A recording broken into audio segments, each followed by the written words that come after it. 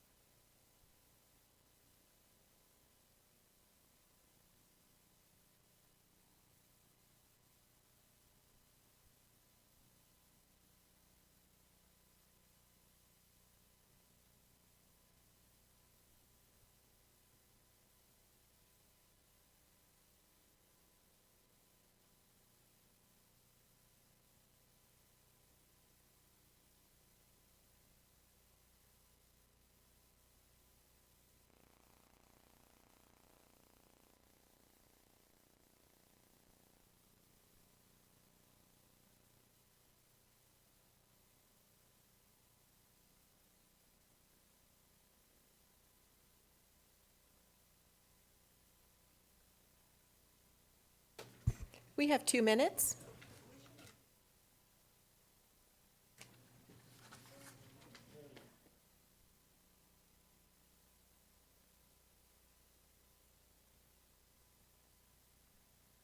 Okay.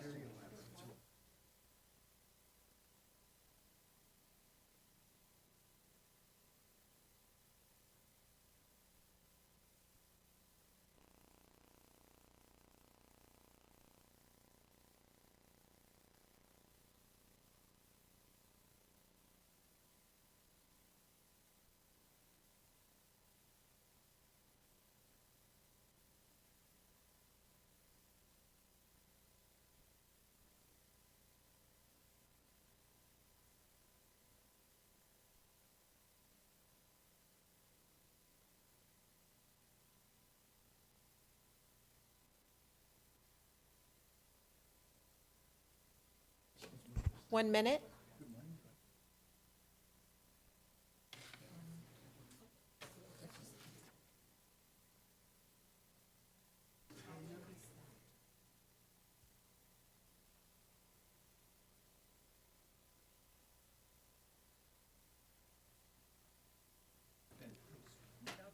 I have 9:30.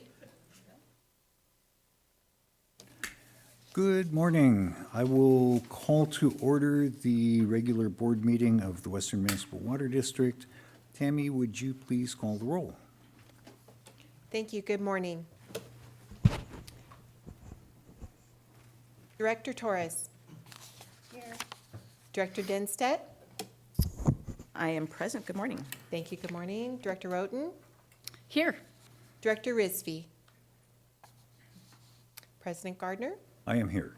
Thank you. Good morning. You have a quorum today, Great, President thank you. And Gardner. just so the board is aware, Director Isby ran into some flooding on her drive-in this morning. She will be here, but is delayed a bit. So we will begin without her. Brings us then to the Pledge of Allegiance, and Terry Patton, Senior Engineering Technician, is going to lead us. Good morning, Terry. Thank you for joining us. Good morning, Board of Directors. Thank you. My name is Terry Patton, and I'm a Senior Engineering Technician with the Engineering Department here at Western, and I've been with the district for 17 years. Wow. Ready, begin. I pledge allegiance to the flag of the United States of America and to the republic for which it stands, one nation, under God, indivisible, with liberty and justice for all. Thank you, Terry. Thank you. Thank you, Terry. Okay, this is the time for public comments on anything that is not specifically on the agenda. Tammy, did we receive any written public comments? We did not, and I've also received no request to speak at this time. Okay, and there's no one online wishing to speak? I see no requests. Okay, thank you. We'll close public comment then and move on to the consent calendar. Any board member wish to pull any item? Comment, please, Miller, if I of may. course. The minutes, item 5A, the minutes for March 1st, have a minor revision to them. We accidentally included a line in there that we shouldn't have, and so we need to adjust that. So they're on the dais, Tammy? They are. They are on the dais, and it has. No substantive to change. There was no just the- substantive change. They are on the dais for your review, and it's been republished onto the website. If you're comfortable, I would suggest we move it forward. If you'd like to review it, we can put it on the agenda for next month.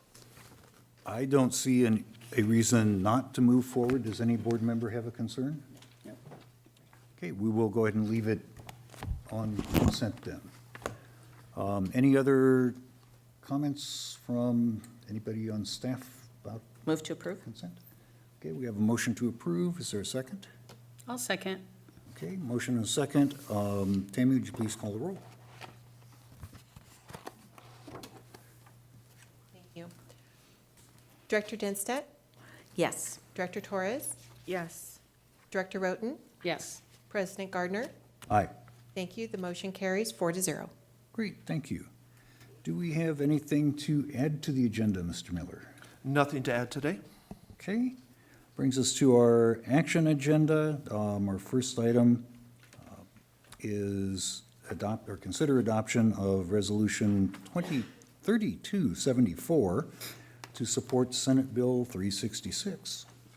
All right, thank you very much. I've got a PowerPoint to kind of give the board a status of where we are. And Barry Moline and Danielle Blassett Hayden are here also on Zoom from CMUA to help with the presentation. So I will lead it off and kind of give some background, and then I will hand it off to Barry, and he can give a little update on the bill. They are the sponsor of the bill. So let's get started. Let's go to the next slide, Steve. So we'll talk a little bit overview of Senate Bill 366, and we'll talk about the public relations campaign. And then our recommendation is we approve the resolution supporting the legislation. Next slide. So let me give you a little bit of background. I know you all have heard me talk about this many times, but I think it's important as we take this step to support legislation to give some background, and for the members of the public who maybe are not as in tune with the legislation and solve the water crisis. So if we look back, and I think the last 5 or 6 years are very indicative of what we see as water industry professionals and a water board of directors, we have this crazy hydrology that we're dealing with in the state. And we all remember back in 2017 when Lake Oroville spillway was crumbling, and they were extremely worried about the safety of the dam because they were within inches of actually topping the emergency spillway, which is an earthen spillway. So that would have potentially been devastating for the dam. So wettest year on record in 2017, all the reservoirs all across the state were full. People were dumping water as fast as they could dump it. And we as a water supply entity were saying, save the water, save the water. And it's all getting dumped out to the ocean. And the public sees that, and the public asks, why are you not capturing this water? Well, obviously, we don't have the reservoir capacity to do that. So it was very wet.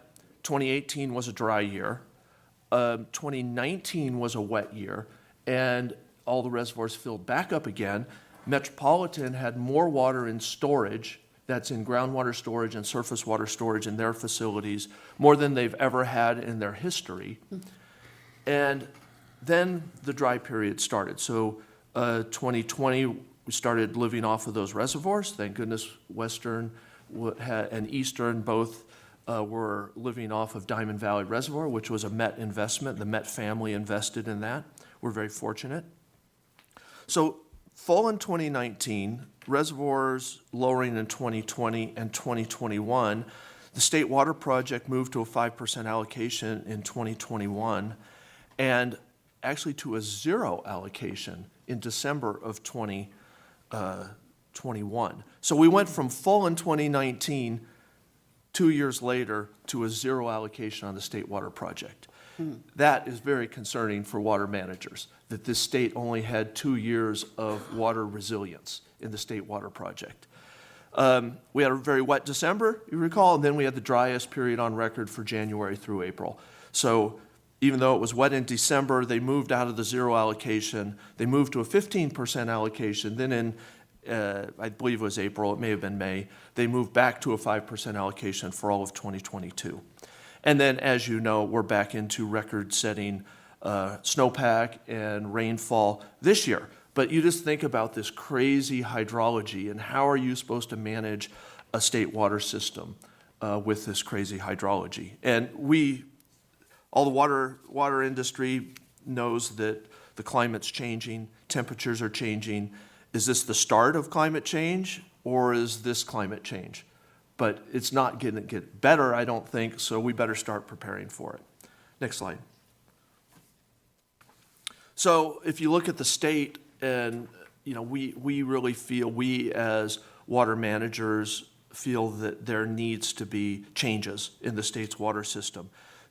The challenges, a lack of awareness. So if you talk to our customers and you talk to business leaders, civic groups, chambers, they don't understand the lack of storage in the water system, and they don't understand the urgency that we feel as water managers. It's very concerning when there's 2 years of resilience. What would have happened this year had it not been wet? It would have been really bad. We already had people in drastic cutbacks in the western part of Met's service area. We have an outdated water system. The State Water Project hasn't had any improvement since 1970. I don't see a long-term water plan. When we plan 30 to 50 years out at Western, we don't see the same thing at Western. At the state, and certainly no long-term finance plan. This is a frustration for water managers that the legislature comes out with $8 billion over 3 years to solve drought effects.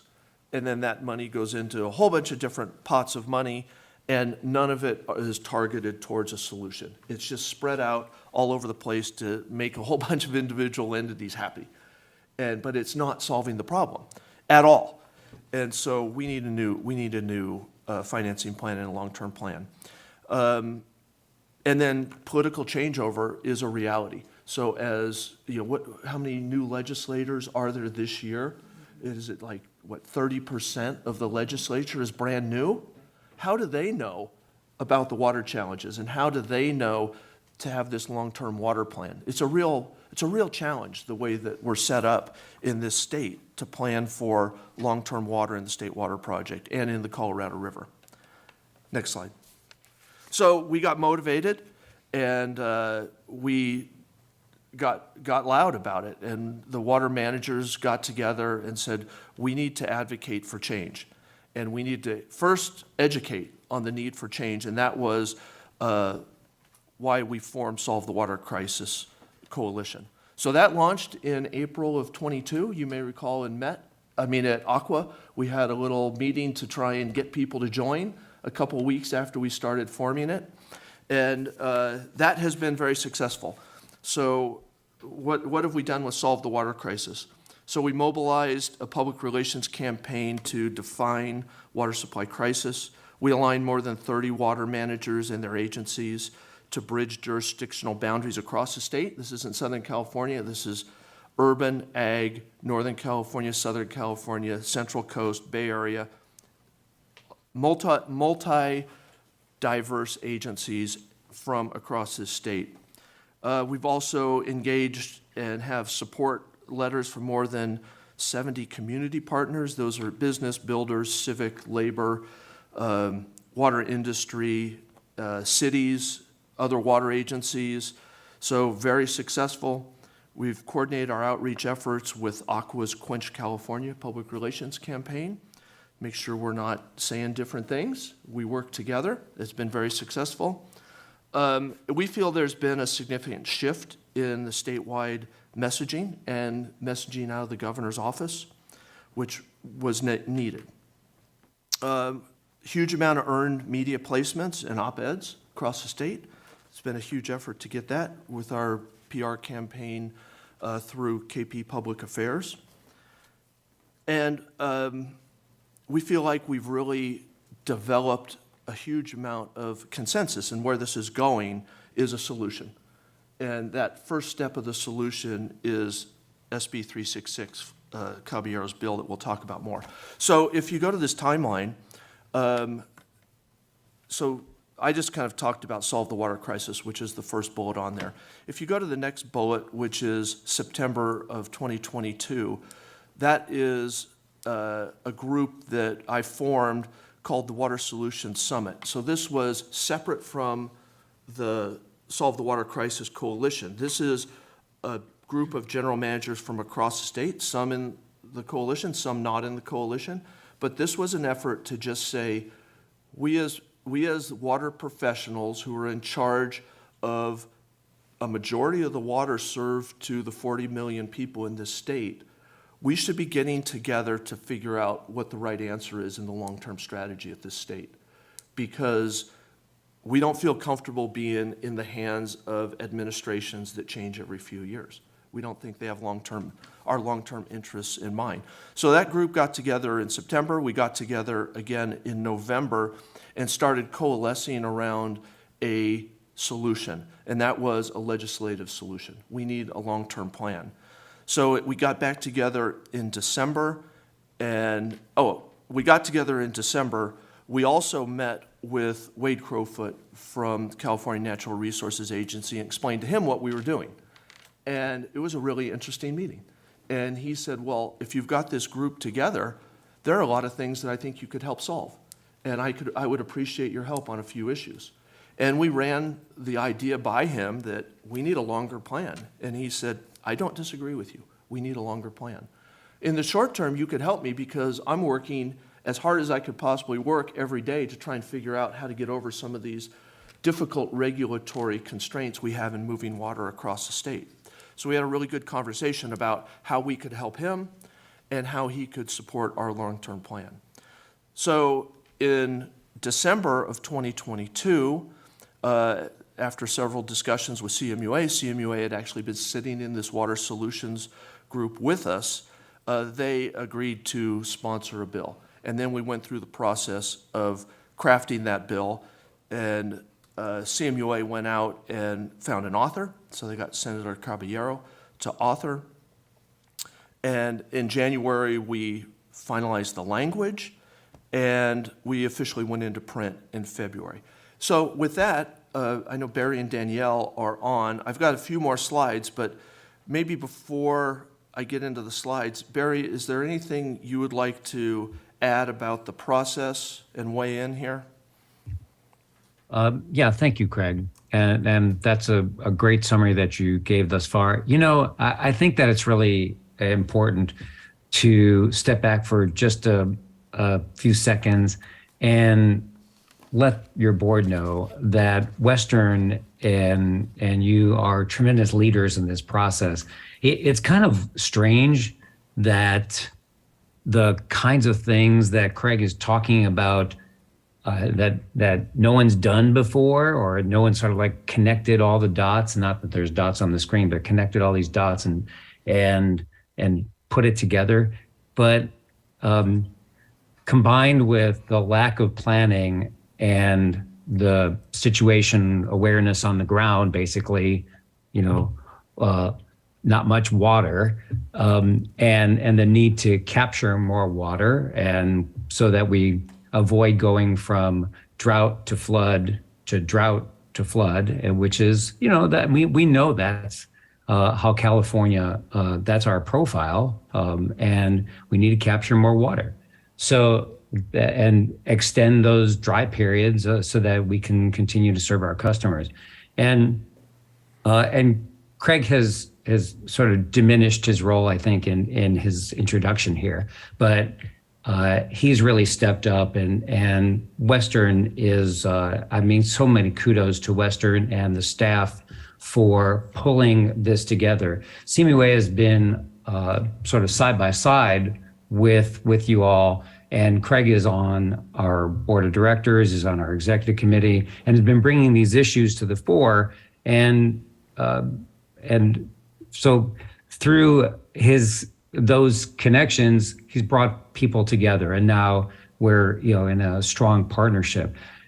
Nevertheless, it's taken, you know, one person and your team to wake people up to this problem. And Craig, I don't say any of this to butter you up. These are just the facts, that sometimes somebody has to step forward and say, duh, this is going on, let's take some action. And then fortunately, others recognize the same situation and have joined in to take action. So we appreciate that. And of course, you know, we're again, arm in arm with you. And we brainstorm ideas, and you know, I want to turn it over to Danielle Blazett-Hayden, our CMUA's Deputy Executive Director, to talk a little bit about the legislative process. Nevertheless, no one person had the answers, and together by putting our heads together, we were able to brainstorm and come up with you know, solutions that make sense. Because you know, I will just say simply that everyone just wants to get it done. There's a process that, whether we like it or not, in every kind of in every kind of situation when others are responsible, like building infrastructure across California, to inspire them over time to commit to some long-term goals and just get it done across administrations. That's hard to do. So that's our big goal. And let me turn it over to Danielle to explain that and describe where we're going. Great, thanks, Barry. And I apologize if you can hear construction noise. It is very loud outside my office, but I definitely want to echo Barry's comments about the kudos for the Western team. Craig, Sarah, Michael, everyone who's been involved has just been a fantastic partner. CMUA is extremely honored to be able to sponsor SB 366 by Senator Caballero. We think she's a fantastic author. She was our first choice, and she was she was thrilled to be able to do something this significant for the state of California. And as it says on the screen, you know, the inspiration for this bill was the environmental goals that we all have in the state of California related to clean energy and carbon-free future. But there really is nothing like that on the water side. So in partnership with the Water Solutions Summit and the Solve the Water Crisis Coalition, we determined a good path forward would be to establish some water supply goals in statute. And so the bill, which is in the process of being amended into this language, will say that the state has a goal of 15 million acre feet for 2050 with an interim goal of 10 million acre feet by 2040. We really feel like this is going to amplify and expand the governor's water supply strategy. His goal was, I think, a little bit under like 6 to 9 million, somewhere in that range. We want to be more ambitious than that. We're going to be working with a researcher to get us additional information to see if we need to increase that 15 million acre feet number. And one thing that we did for the purposes of the legislative process is, instead of creating a new planning process, we want to modernize an existing process that's called the California Water Plan. It's very extensive. There's a lot of people that work on this, but this bill will actually create a goal, a North Star, if you will, that everyone can work towards. So we're excited about that. We're hoping that that increases its chances, the bill's chances of success, because we're working within an existing framework. And we also, as it says on the slide, want to ensure that there's accountability for the state water agencies, because right now the California Water Plan comes out every 5 years, and that's it. So, you know, there's people will reference it because it's got a lot of good information, but in terms of how are we actually taking action to make sure that we have a sustainable water supply, that piece just isn't there right now. So we're, like I said, we're honored to have the opportunity to sponsor this bill. We look forward to working in partnership with Western and all of the water entities, and also business, ag, and other stakeholders who have a vested interest in making sure that we have enough water supply for these climate extremes in the future. Thank you, Danielle. Next slide, Steve. So in addition to running the bill, and hats off to Danielle, she had a very difficult task. We handed her a concept for legislation and said, write it. And so she worked with her strike team at CMUA. Danielle, how many people were on your strike team? 20? Probably about 20, 25. Yeah. A lot of interest. You all know how difficult it is to get 20 people to agree on language for legislation. It's an enormous lift. And Danielle did an outstanding job.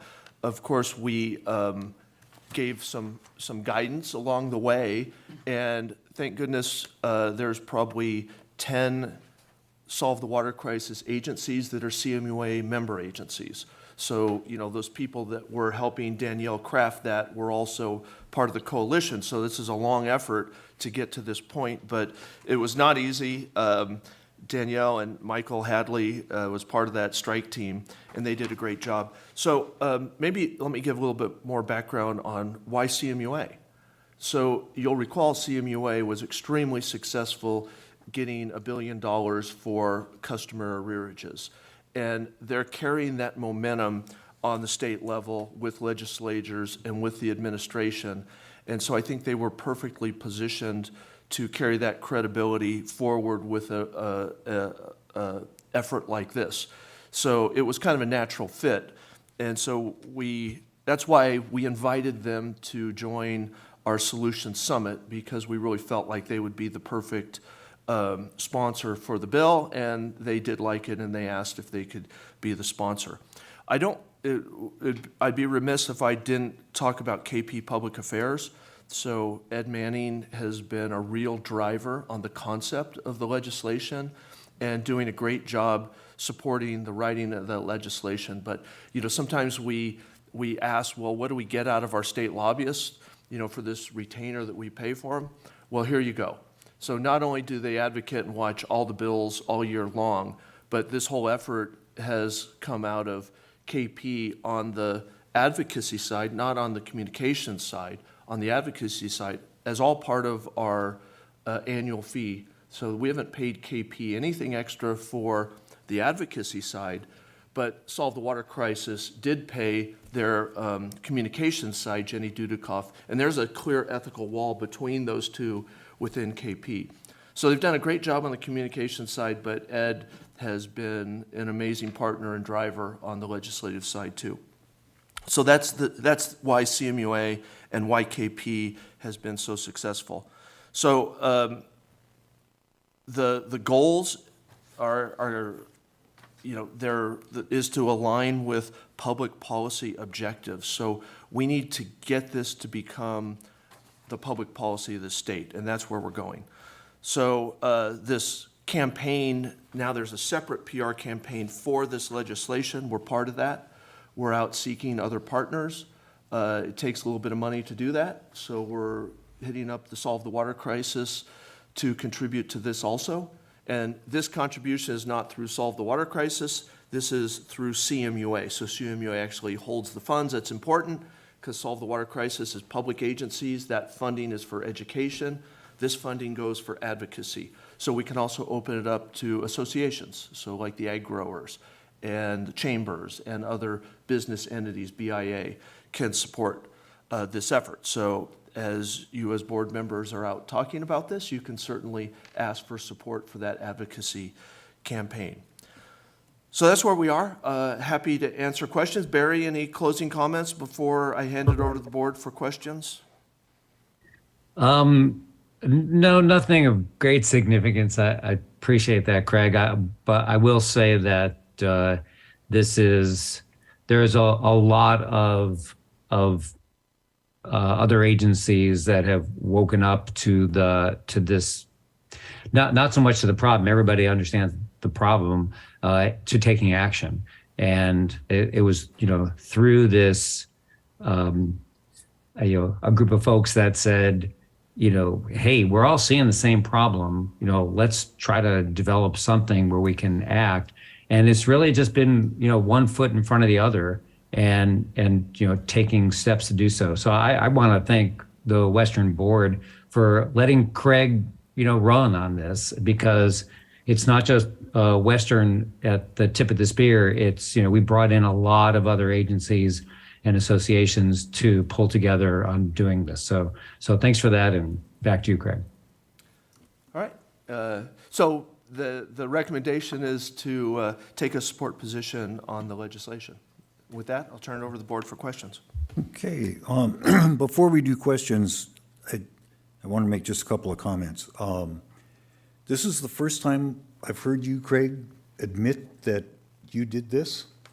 Yeah, you just never let those words come out of your mouth, at least in my presence.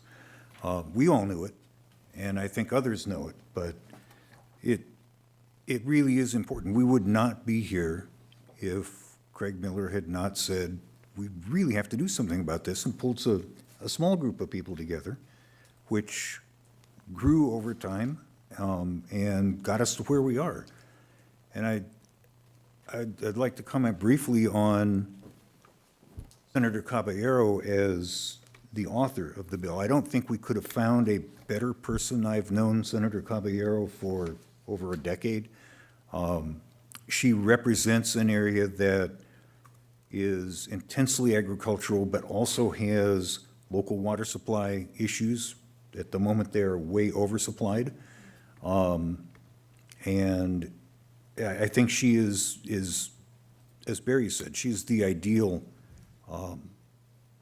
author for this. So congratulations for securing her as the author. I think we will see some co-authors come on board fairly quickly, and this is a really important bill. So with that, I'll turn it back over to the board for questions that anyone might have. But Craig, congratulations and thank you. And your team, you didn't do it alone. No, a lot of people. Okay, Comments? I have questions. Yeah. I know the presentation just seemed like a very broad overview. Can you just explain the bill to me, like, So very, a the lot bill, lamer? yeah, so there's, So I kind of look at the bill as almost like baby steps in planning. So when and you see this at flood control, right? There has to be a long-term strategy and there has to be a long-term plan. When the water managers sit down and talk about this offline, when we have coffee or we go to lunch, we're like, hey, what's the plan if it's dry this year again? And we looked at each other last year and said, there is no plan. We are not aware of a plan. And I thought that was just, Eastern and Western and IUA saying that. And then we started talking to people in Northern California, and they said, we don't think there's a plan. Do you guys think there's a plan down there in the South? And we're like, there's no plan. We're surviving. Our plan is that we're praying that it rains. And as the 5th largest economy in the world, that's a horrible plan. Sure. And so the legislation, I don't want to say we argued, we debated about whether we should have a legislation that endorses specific projects or endorses a planning process.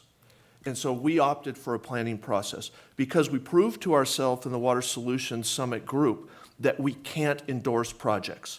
We asked, this more than you wanted, Director Torres, but we asked that solutions group, and these are water leaders in this state, and we take our shirts off, we're not wearing logos, this is just about water planning. And we said to the next solutions group, and this was for the December meeting, bring your ideas on the 3 most important projects statewide that this state should build to improve our water system. And we came back with 70 projects. Sure. So no one can agree on what the most important projects are. So we quickly recognized that legislation that was going to advocate for 3 projects was going to get opposed by all of these water managers because they all want their own projects. Sure. So the concept of the legislation is, in statute, you set a long-term goal of 15 million acre feet of water supply development by 2050. Then you mandate that the Department of Water Resources come up with a plan. And they have to report back to the legislature how they're going to achieve that goal by 2050 with this plan. So there'll be a really good argument when that plan is developed, and everyone's going to be banging on the door of the Department of Water Resources to make sure their projects are part of the plan. We don't want to argue about the projects now. We want to set the goal now, and we'll argue next year about how to get there. But we need something in statute that forces the state to think long-term. That's where the legislation came from. Okay, so essentially, state make a plan is this bill. I have two questions, only because I've made plans, and that just regionally, that I've seen plans that cost $200,000 to make, and some that cost $1 million to make, just regionally. What would this cost the state of California to create a plan? And I think it's a great idea, don't get me wrong, but just for a plan, what would it cost the state of California to do so? And is that included in the bill for a budget request, or? No, there's no budget request in there. So what'll happen is it'll go to DWR, and they'll be asked that same question by I don't know whether it'll be legal counsel, Danielle, I don't know who's going to ask DWR for a number, but they will be asked, well, how much will this cost? And then DWR gets tasked with this all the time, and they'll come back and they'll say, we can do it with our existing staff, it'll just be part of our annual expenditures, or they could come back and say, we're going to have to hire 10 new people to do this. Or 10 and then that'll go consultants. into the cost of the bill as it goes through the hearing process. So there's very likely going to come back with DWR will have an internal cost, and that'll be incorporated into the bill. But there's no Yeah, and ask because- for any money. Yeah, the plan already exists. So we're talking about modernizing the plan, modernizing the California Water Plan to actually include goals. So the plan has already existed to say, well, we need to move in this general direction. And now we're saying, let's be specific. And we interestingly, we've avoided the provincial interest of north-south issues. Everybody has pet water projects, and we've been very clear to stay away from picking winners and losers. That happens later. Hopefully, lots of projects get funded, The idea, however, is that now the water plan, the plan that already exists, gets more specific, gets more real with goals to try to achieve that, and this is important, that go beyond gubernatorial administrations, and so that everybody's working on the same project. I mean, with the same broad long-term goals. So we're just bringing more specificity to the existing plan. So it's not something new, Director Torres. It's something Right. that already exists, and I don't think it's going to take 10 staffers to do that. It's probably just a handful. So the additional cost is hopefully will not be significant. And I mean, the reason I asked that is because I've seen it so many times, right? One of the things that I worked on extensively was to update the Colorado Regional Permit, which already existed, 2 terms worth of existence, and just adding asset management to it would cost about $1.5 million. And there's already a draft, there's already examples, the plan already existed, but just to update it, innovate it, costs money. And it's just something to consider if we want the bill to pass, is that plans are not actually cheap. Hiring the people to craft them, create them, study, analyze them isn't cheap. And then my other question along with that is a lot of policies that maybe don't cost a lot of money for the state to say, yes, let's do it, they end up trickling it down to their regional or water boards. So they say, we have to innovate this plan, regional water boards, you submit, which is what happened with Sigma, right? They said, we have a big goal for groundwater. Now all of you are gonna create your mini plans and tell us what the big plan is. How do we avoid that? Well, we avoided that because we had a very thoughtful debate about where to put this requirement in the state system. And had we gone to the state board and asked them to do this, it likely would have been trickling down all across the state, and we would have lost control of it. Instead, when we met with Secretary Crowfoot, they actually brought it up that they would like some help modernizing the water plan. So if they come back and say this is going to be astronomically expensive, I would be surprised, because in a way they asked for assistance. Okay. So I'm sure hoping that they remember that and they don't come back and say that. But because it'll be housed at DWR, that's a statewide agency, there are no sub-entities regionally. So hopefully it stays housed at a very high level. And we have heard, I've been asked before, well, this is an unfunded mandate, and how do we support this when we don't know what the cost? That was my next question. And it's not an unfunded mandate because we're trying to build projects, and we don't know what those projects are. So there's going to be a public process to decide what the projects are in the water plan. Everyone can make their public comment, but my vision is that this isn't going to change the way projects are funded. You're still going to have the state providing funding for some projects. You're going to have local entities building water projects just like we do right now. All this is trying to do is organize the investment so that it's all going towards a goal.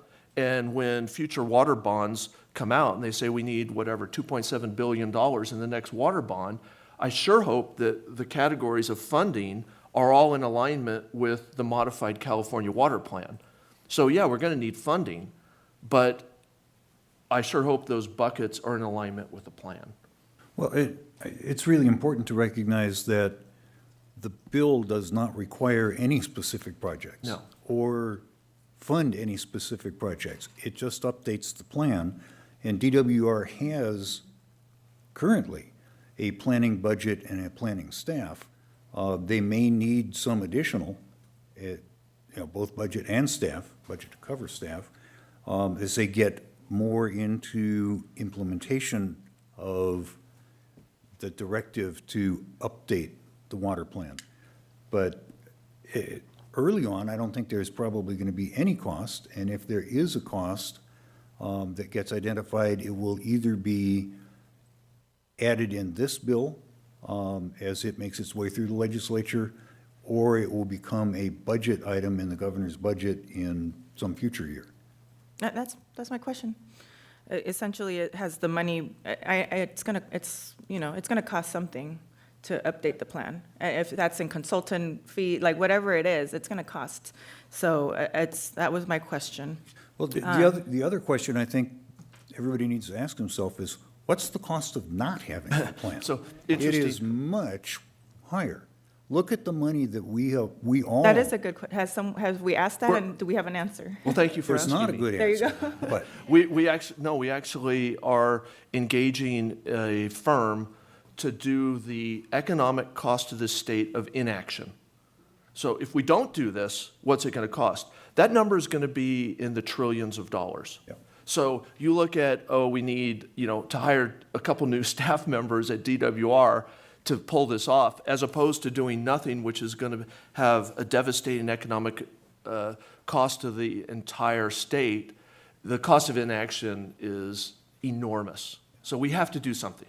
No, and I'm only asking because I have seen these processes. I've been in it, just a decade, that's not very much, but in that time, I've seen how much these things can cost and not bringing actual projects, right? But I think that is a brilliant way to approach it. I've just seen how much you can spend for a plan, and then the water quality is still trash, right? So I've seen that, so that's why And I'm bringing it up. I think it's really good that you're bringing these points up, because this is where the water managers from across the state are pulling together. Sure. Because they're saying, we can't let comments like that discourage entities from participating.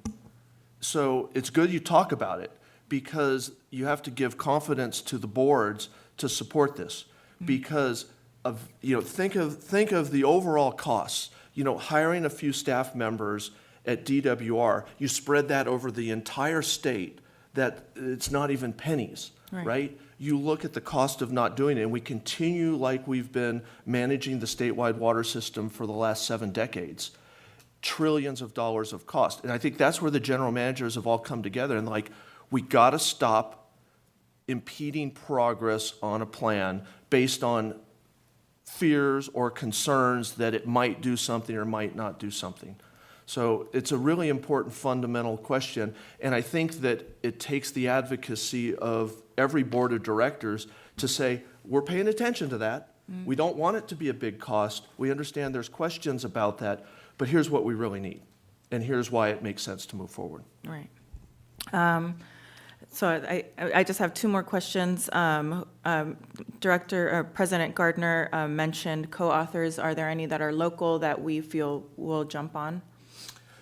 We have already requested from our local delegation for them to be co-authors, and the process is that they approach Senator Caballero, and they request to be a co-author. Okay. So I'm aware of 2 from our local delegation. I'm not going to say names because it's not a done deal. Got it. Okay, and then the last thing, one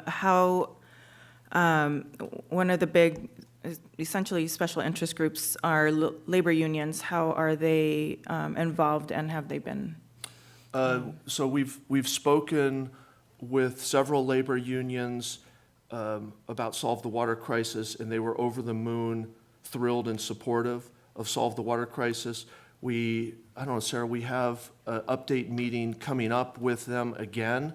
Unfortunately, it was supposed to be last week, and they had technical problems, and they couldn't be there. But they are very supportive. We're curious to see that support came before we had legislation running, so we'll see where they are now. But so far, I don't know if Sarah wants to add, so I see you're leaning forward. I do. I was just going to add that this is where our board of directors can really come alongside this effort and engage with our community influencers, stakeholders, labor groups. Each of our board members, I know, is really effective at doing that in our communities, and now is the time to start mobilizing those groups and getting them involved with the California Water for All campaign. So as you have groups that you feel would be a great fit or to get in front of, we'll certainly take all of those recommendations and then come alongside you to continue those conversations with those groups. And then that's great, and I'll certainly do my part if I can. And what about Metropolitan Water District? So, No, I can give you an update on that one. So as a member, sorry, and this is what I was waiting for to talk about. So as a member of the Legislation, Regulatory Affairs, and Communication Committee, I've asked for this to be added on the agenda as we're looking at our bill process. There's over 40-something bills that Metropolitan is taking a deep dive into and taking a look at to do some analysis. That's going to be coming back to committee, and I've asked that this bill specifically be added to that list for topic of discussion so that Met can take a position on that. So that happened on, I don't know, Monday or Tuesday, whatever. The committees all blend in on whatever day. So it was yesterday or the day before. Okay, so we're in the initial phases with Met. So Met is still doing the analysis on all of the bills because we will get them all at once for positions of support of what Metropolitan is going to do at committee. Will that, logistically speaking, would that hurt or help us if they decide to not support? oh, we certainly want them to support. It helps. Every agency in the state should support this. I don't know why anyone would not. You're asking water agencies to support a statewide long-term water plan, and there's no cost.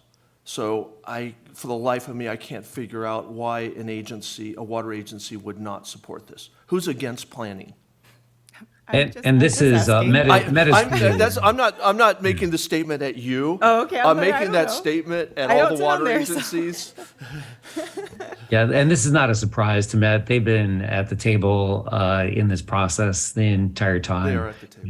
Okay, And and this- so they're I engaged. think that would have gone a little further than, So, Barry, I'll also add that one of my commitments to the Water Solutions Summit group is that there's no logos in the group. So everyone agreed to participate based on the fact that they're water experts. They're not speaking for Met, they're not speaking for Western, they're not speaking for IRWD. They're there to come up with a bipartisan, is that the right word? I don't know, it's not bipartisan, it's, a solution that isn't geared towards any one agency. And so I don't want to violate that by, saying, well, Met was there and they agreed. Sure, They're sure. certainly at the table, along with about 30 other agencies. okay. Now, those were all my questions, and I'll make the motion to approve. Director Risby. Yeah, just. Sarah, so when you talk about us talking to community partners, and that's it, you were presenting advocacy for this bill, exactly, right? Not for solve the water crisis now, because there are two things going on. So I just want to make sure that we're talking about this bill, right? Yeah, that's a great question. We still are mobilized under Solve the Water Crisis Coalition, so that group is still very active and continuing to help make the problem clear while pointing to the solution.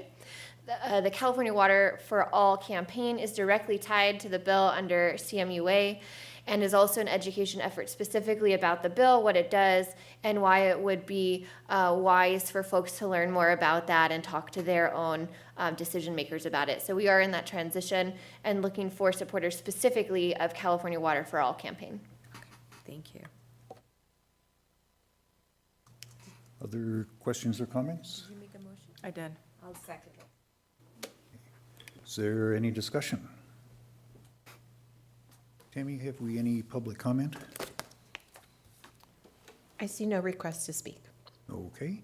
We have a motion and a second to approve staff recommendation. All in, actually, let's call the roll, please. Thank you. Director Torres? Yes. Director Dinstedt? Aye. Director Roten? Yes. Director Risby? Yes. President Gardner? Aye. Thank you. The motion carries 5-0. Okay, thank you all very much, and CMUA, thank you for joining us and adding to the conversation. Thank you all. Next item is 7B. It's receive and file the investment report from Chandler Asset Management. We have Mr. Delaney with us. Let me turn it over to Kevin and let him do an introduction for us. Certainly. Well, good morning, members of the board. Almost as exciting as solving the state's water crisis, I'd like to, a lot of pressure on you, Dan. Yeah. But I'd like to introduce Dan Delaney. He's with Chandler Asset Management. Chandler is our investment portfolio management company. and Dan is one of their senior portfolio managers. So once a year, we invite a representative from Chandler to address the full board and give a report, a market update, and an update on our portfolio's performance. And then we also ask Chandler to come and make a present to the Finance Committee 3 times a year. So a full report as of December 31st, 2022 is in today's board packet, and Dan will present an abbreviated version of that report to you this morning. Welcome, Dan. Thank you, Kevin. I'll make sure that this is on. Yep. Well, good morning, members of the board and the public. Great to be with you again this morning. Firstly, thank you for the partnership and support over 20 years. Secondly, this has been a very difficult week, not for just investors, but depositors. And we'll talk more about that for sure. The important thing is that the government has put in measures over the weekend to ensure the safety of deposits. That's very important. The second key thing as it pertains to the district is that we do not have any exposure to any of the names that are under the most acute stress. There is a potential contagion. There's a lot of banks in particular under pressure. As you'll see through our investments, which have always been very conservative, we invest in the strongest of financial institutions, and we can dive more into that. So I just wanted to, first off, allay concerns on both those fronts before we dive into the main pack.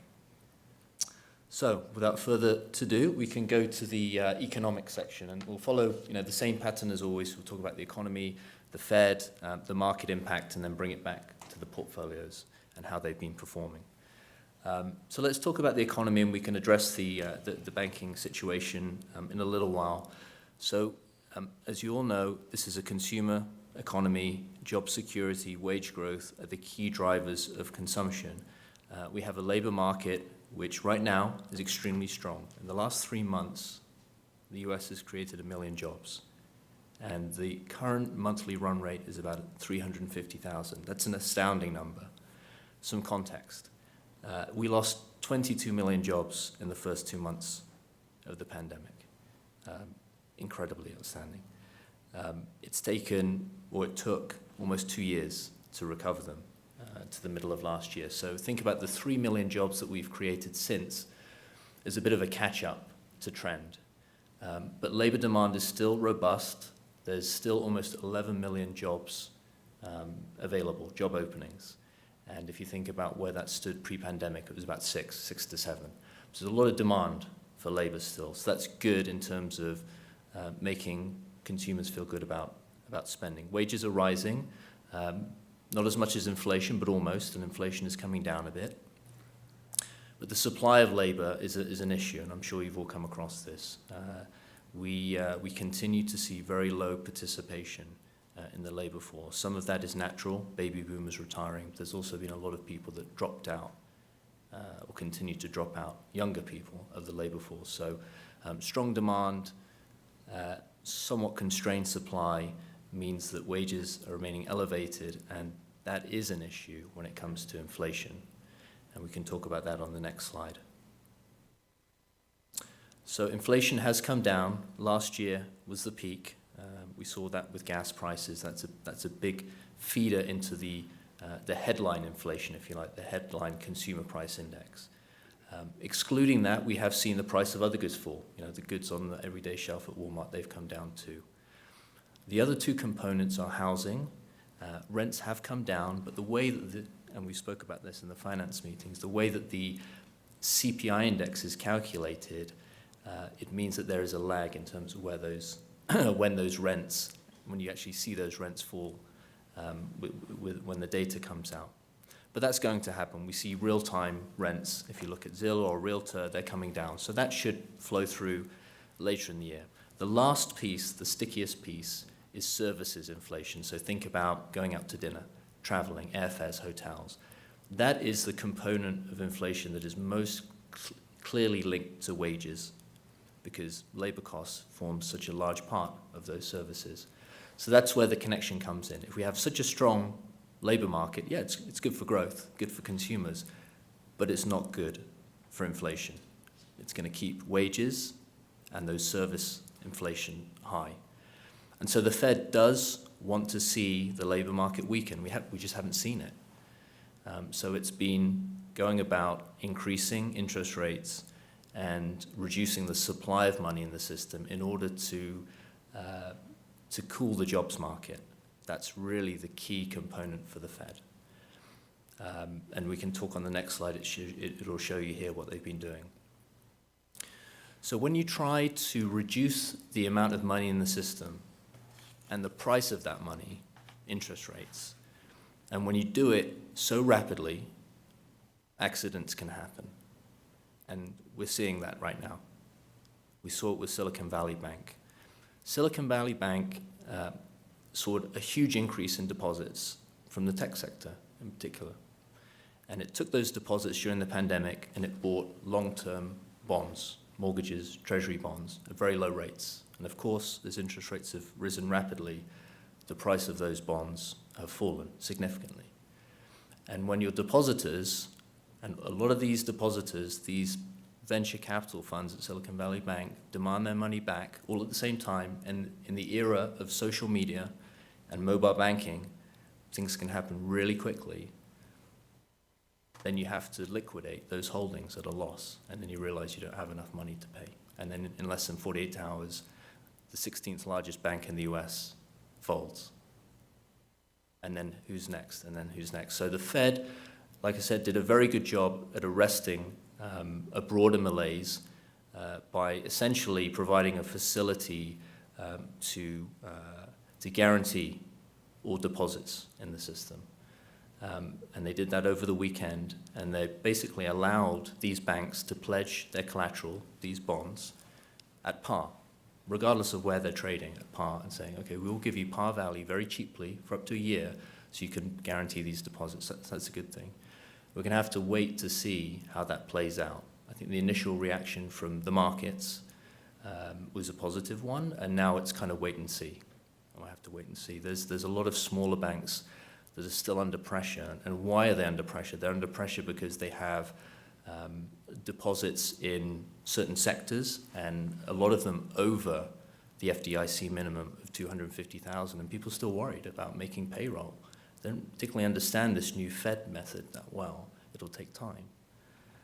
So my point is that when you go from 0 to almost 5% in less than a year, as we have in interest rates, then accidents are likely to happen. This may not be it, maybe another one, but it does create potential risks to that good economic backdrop that I outlined. And all the while, what it may do is deter the Fed from trying to tackle what would be the longer-term biggest problem, which is inflation. Inflation is coming down, but it's still too high. And for them to take their eye off the ball now and not try and deal with this could be worse longer term. So we're hopeful that the measures put in place could stabilize the banking system, so then we can go back to normal, trying to ensure a soft landing for this economy, trying not to inflict too much damage on the job market, and cool inflation. The next slide. So what we've seen, and I've spoke to this, we've seen a big increase in treasury yields, but more recently we've seen a lot of volatility. In this last week alone, we've seen the 2-year treasury fall by 100, 150 basis points. It's an unprecedented amount of volatility in the markets right now. And we'll talk about how that relates to your portfolio. But markets are likely to remain volatile so long as this situation in the banking sector is prevalent, and it may take some time to play out. So maybe I'll pause there, and if there's any questions, if not, we can go into the portfolio, maybe address them towards the end. Are there questions? Seeing none? And I don't mean, that was a pretty morose introduction, but we can dive into the account and hopefully, more on a more positive note, you'll see how we're managing this. I think the next slide. These are objectives which are really important to reiterate in the current environment: safety, liquidity, and sometimes liquidity is overlooked And then return, and I always like to say that return, if you take care of the first two pillars, then return will take care of itself. And so those are our three objectives. We have a benchmark, and a benchmark is very helpful for risk management and also to see how we're doing.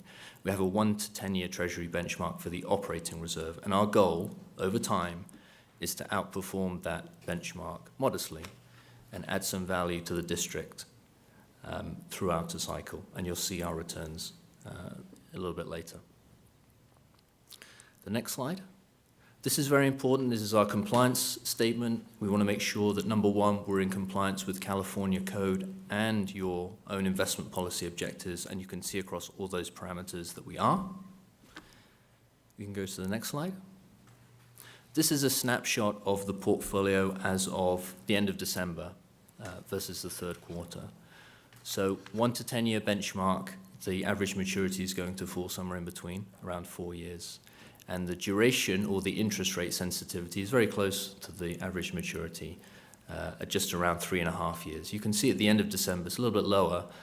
You're very good to give us some more funds at the end of December, which we duly invested, but that did cause the duration to fall slightly.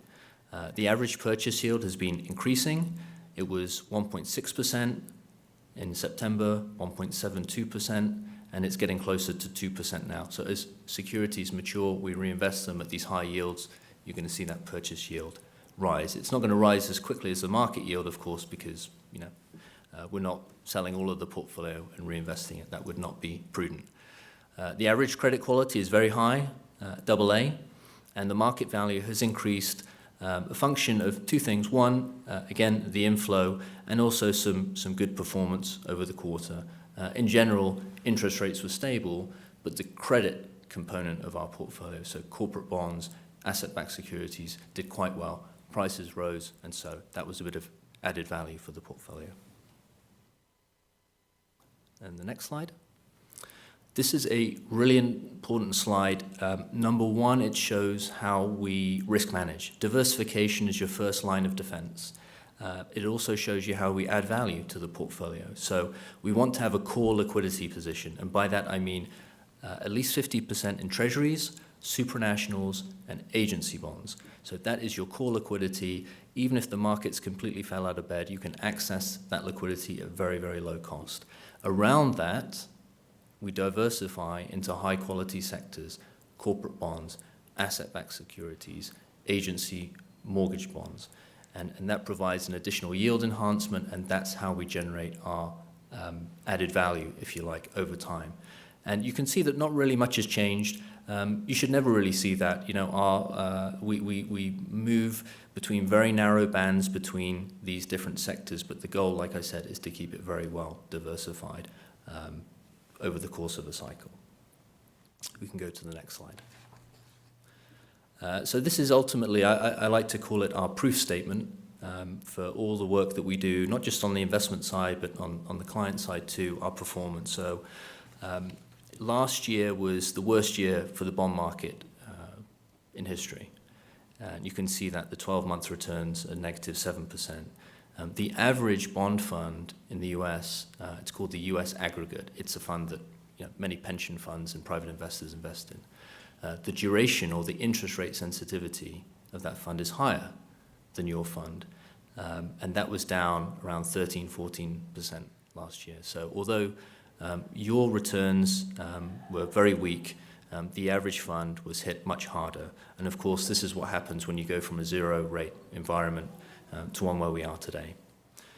That said, we did manage to add some value. We outperformed the benchmark by around 0.3%.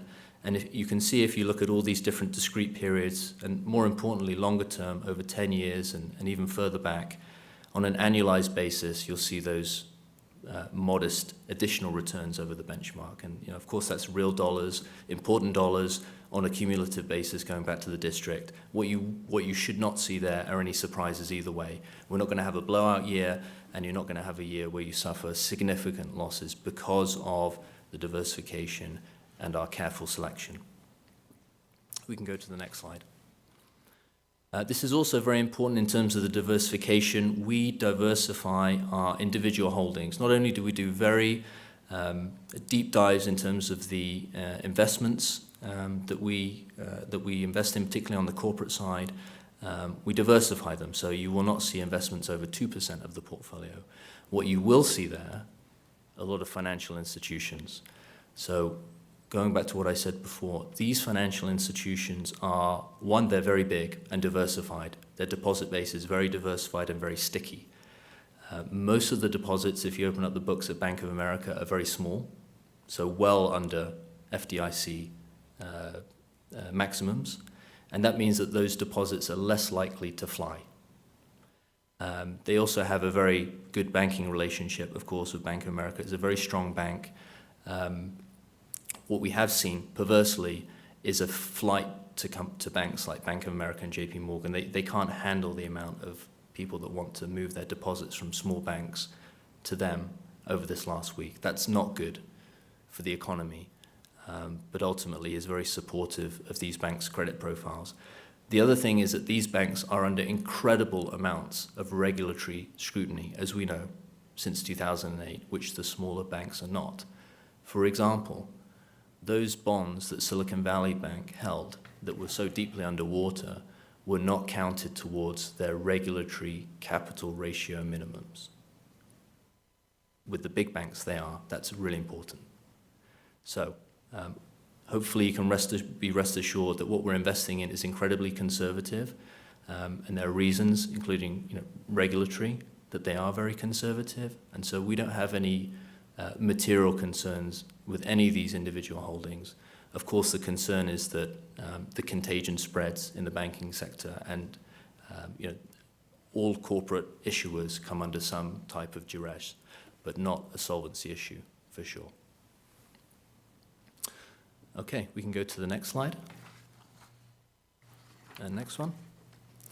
And we can talk a bit about the VIBA Trust. So the next slide. Again, this is a compliance statement. There's a lot of bandwidth in terms of the different investments or categories of investment that we can invest in. As you can see there, the reality is that we manage this trust in terms of much more narrow parameters. But as of the end of the year, we're in compliance with all of them. The next slide. You can see that this is kind of like a traditional 60-40 asset allocation, so 60% in stocks and 40% in bonds and real estate, with the majority of it being bonds. And what we have seen, this is a good thing right now, when you have interest rates where they are, you have seen bond prices go up to be the shock absorber, if you like, to equity market weakness. When interest rates at 0%, that doesn't really work. But where bond yields are now, that's an encouraging defense mechanism, if you like, for the portfolio. Next slide. This is a bit more detail. I think the important takeaway here is that even within that equity and bond allocation, we're very diversified. Again, I keep talking about diversification, but it's very important as a defense mechanism. So we own different geographies within our bond and equity allocation. You own different sizes of companies, from large cap to small cap and mid cap. That's very important in terms of various offsets as the market cycle moves. Next slide. And this is the performance. So again, last year was a tough year for the equity market as well. This year has been a bit more encouraging. I have numbers here. I think we're up around 3% this year through February. The most important number to look at is the longer term number, and to make sure that that is in line with the expectations, which I believe it is around 7% targeted return over the longer term, and certainly the trust is performing in line with that. And the next slide. I think that's it. Okay, thank Happy you very to much. take any questions. Thank you. Are there questions? No, just thank you for this report, and thank you for keeping us updated on what's going on. This week was very tough for, news all over was just scary. So thank you for making sure that we are at Western is safe. Thank you. Yeah, thank you. So we put out a note on Monday to all of our clients about Silicon Valley Bank in particular, and talking about, like I said, other smaller banks, regional banks that have been under stress. We have I think, a great dialogue with the finance team here, and I would really encourage everyone to just keep talking, even if it's not about the portfolio directly. It may be other things that the finance team are concerned about. You have a direct line into me and all of my colleagues, so please let us know. Kevin's going to be our therapist. News rolls in. Be patient. Number one therapy.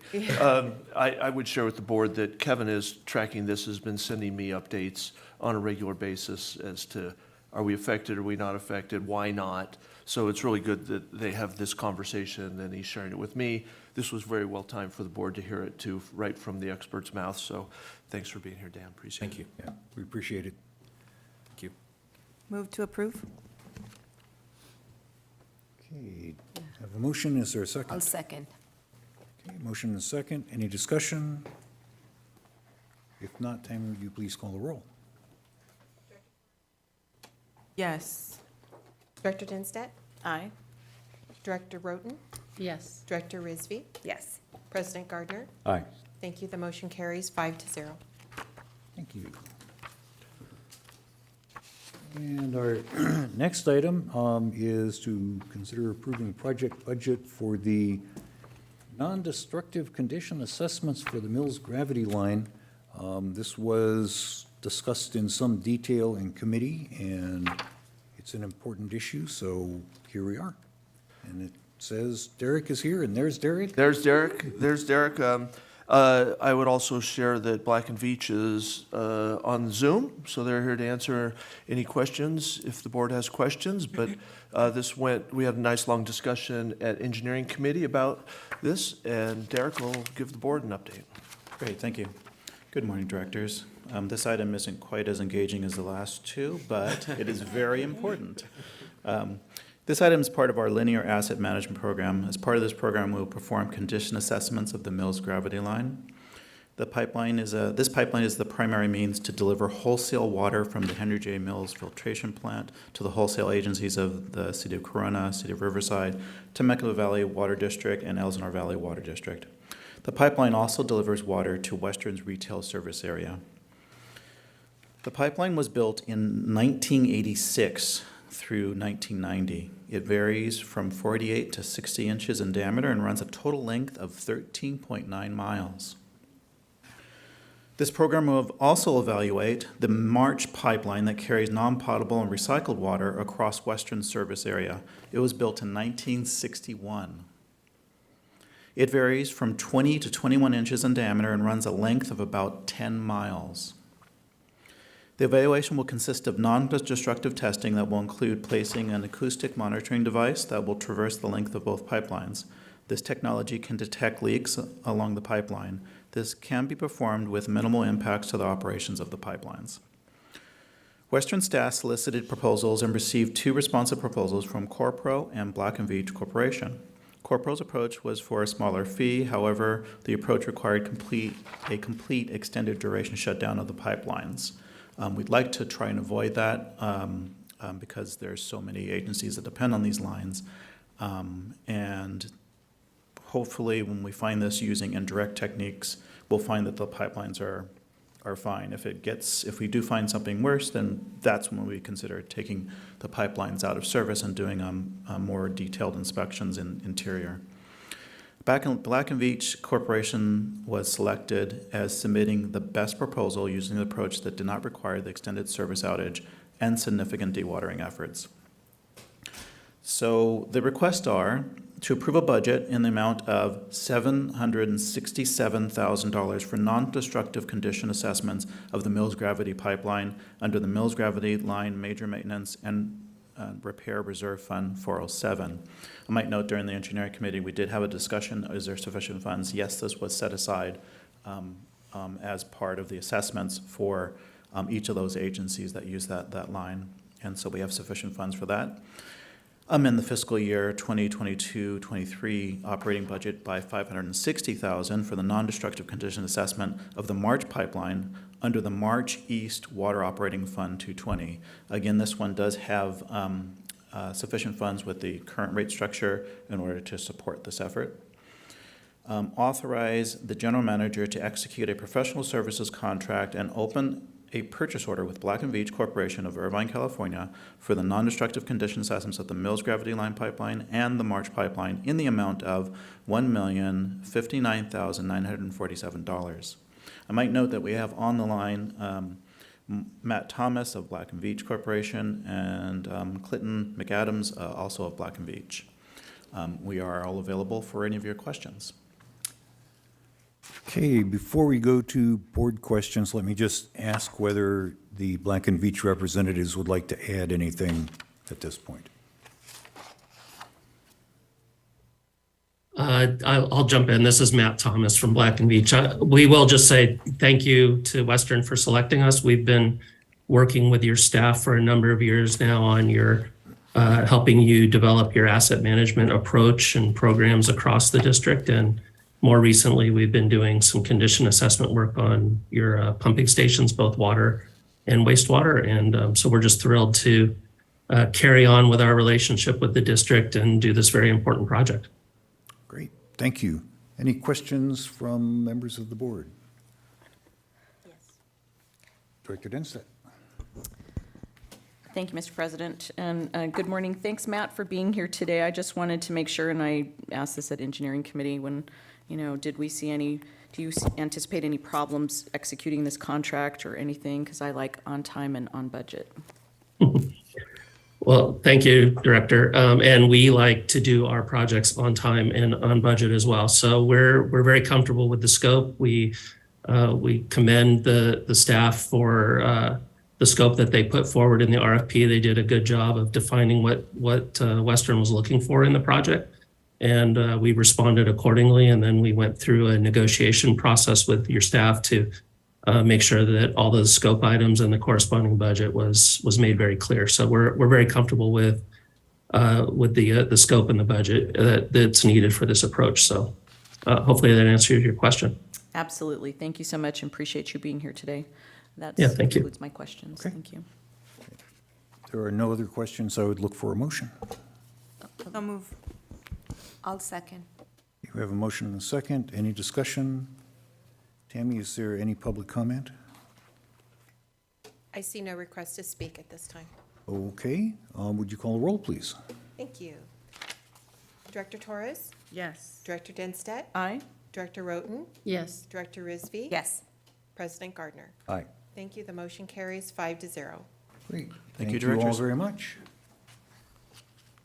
Our next item, 7D, is to consider adopting resolution number 3273, amending the submission criteria for Western's Charles D. Field Endowed Scholarship at the University of California.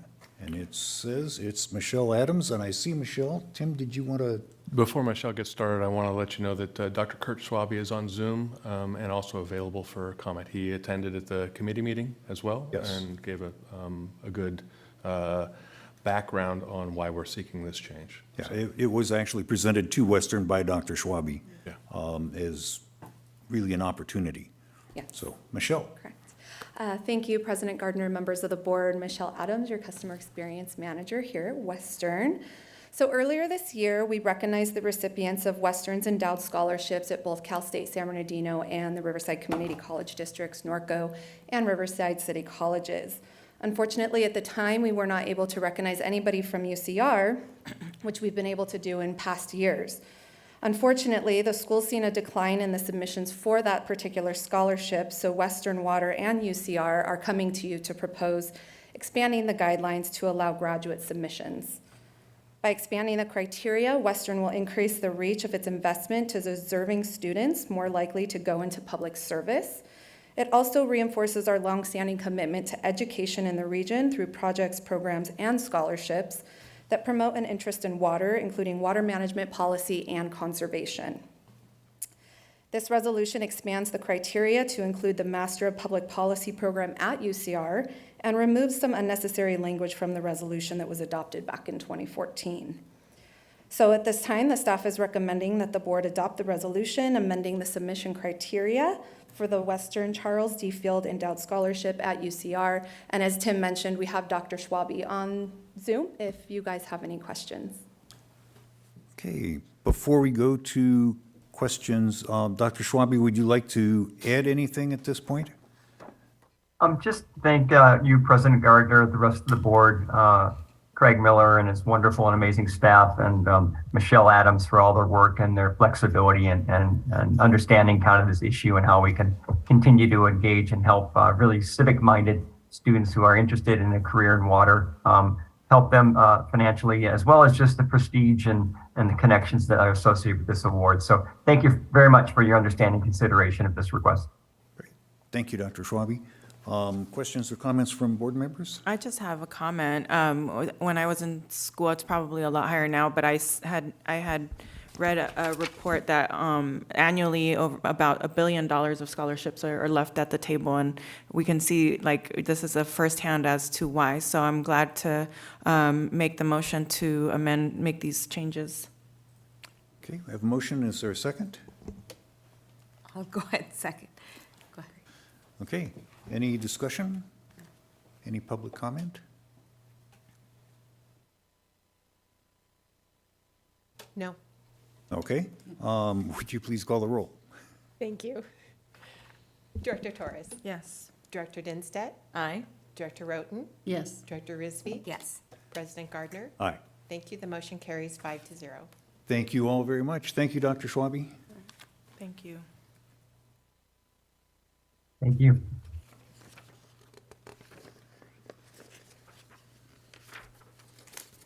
Okay, our next one is 7E, consider adopting a resolution 3275 concerning nomination of Elsinore Valley Municipal Water District Board Member Andy Morris to the Association of California Water Agencies Joint Powers Insurance Authority Executive Committee. To what? No, just kidding. Say it again. Yeah, it is. It is the JPI Executive Board. So move. Okay. Motion, is there a second? Second. Okay, motion and a second. Any discussion? Just wanted to make a comment that I had put Andy Morris's name forward in the committee meeting. I think he's done a good job, and we're proud to support him. Thank you. Okay. Tammy, is there any public comment? Would you please call the roll then? Director Torres? Yes. Director Dinstedt? Aye. Director Roten? Yes. Director Rizvi? Yes. President Gardner? Aye. Thank you. The motion carries 5-0. Then our last business item is to provide direction to the presiding officer for selection of preferred candidates for election to the Riverside Local Agency Formation Commission Board for the eastern and western areas. So we have two nominations to make, or two votes to cast. As a board, as your presiding officer, I'm the one who will actually do it, so looking for direction from the board, we have 3 candidates for the eastern section, and I believe 6 candidates for the western section. And I would just add that I did receive a call from Director Steve Corona at Eastern Municipal Water District last evening. He wanted to make sure that we had in our hands for our information the support letter for his election from the California Farm Bureau Federation. That is in our packet. And so I would look then for some discussion of who we would like to appoint to these, or appoint, who we would like to have me vote for. And we actually get to rank them in terms of 1 being first choice and 3 or 6 being last choice for the positions. And if we could maybe do the eastern section first. Our candidates are Bruce Underwood, Kimberly Barraza, and Castulo Estrada. So I would turn it to the board. I have a quick comment. Yes, please. Just, I'm looking at the names, familiar with the three of them. Castulo has been instrumental in bringing funds into the Eastern Coachella Valley and area, has great relationships statewide when it comes to water, but also in order to appropriate funds into their area. So I would say that he would be my first choice, followed by Kimberly Barraza and then Bruce Underwood. Okay, is there discussion? Yes. Director Denstedt.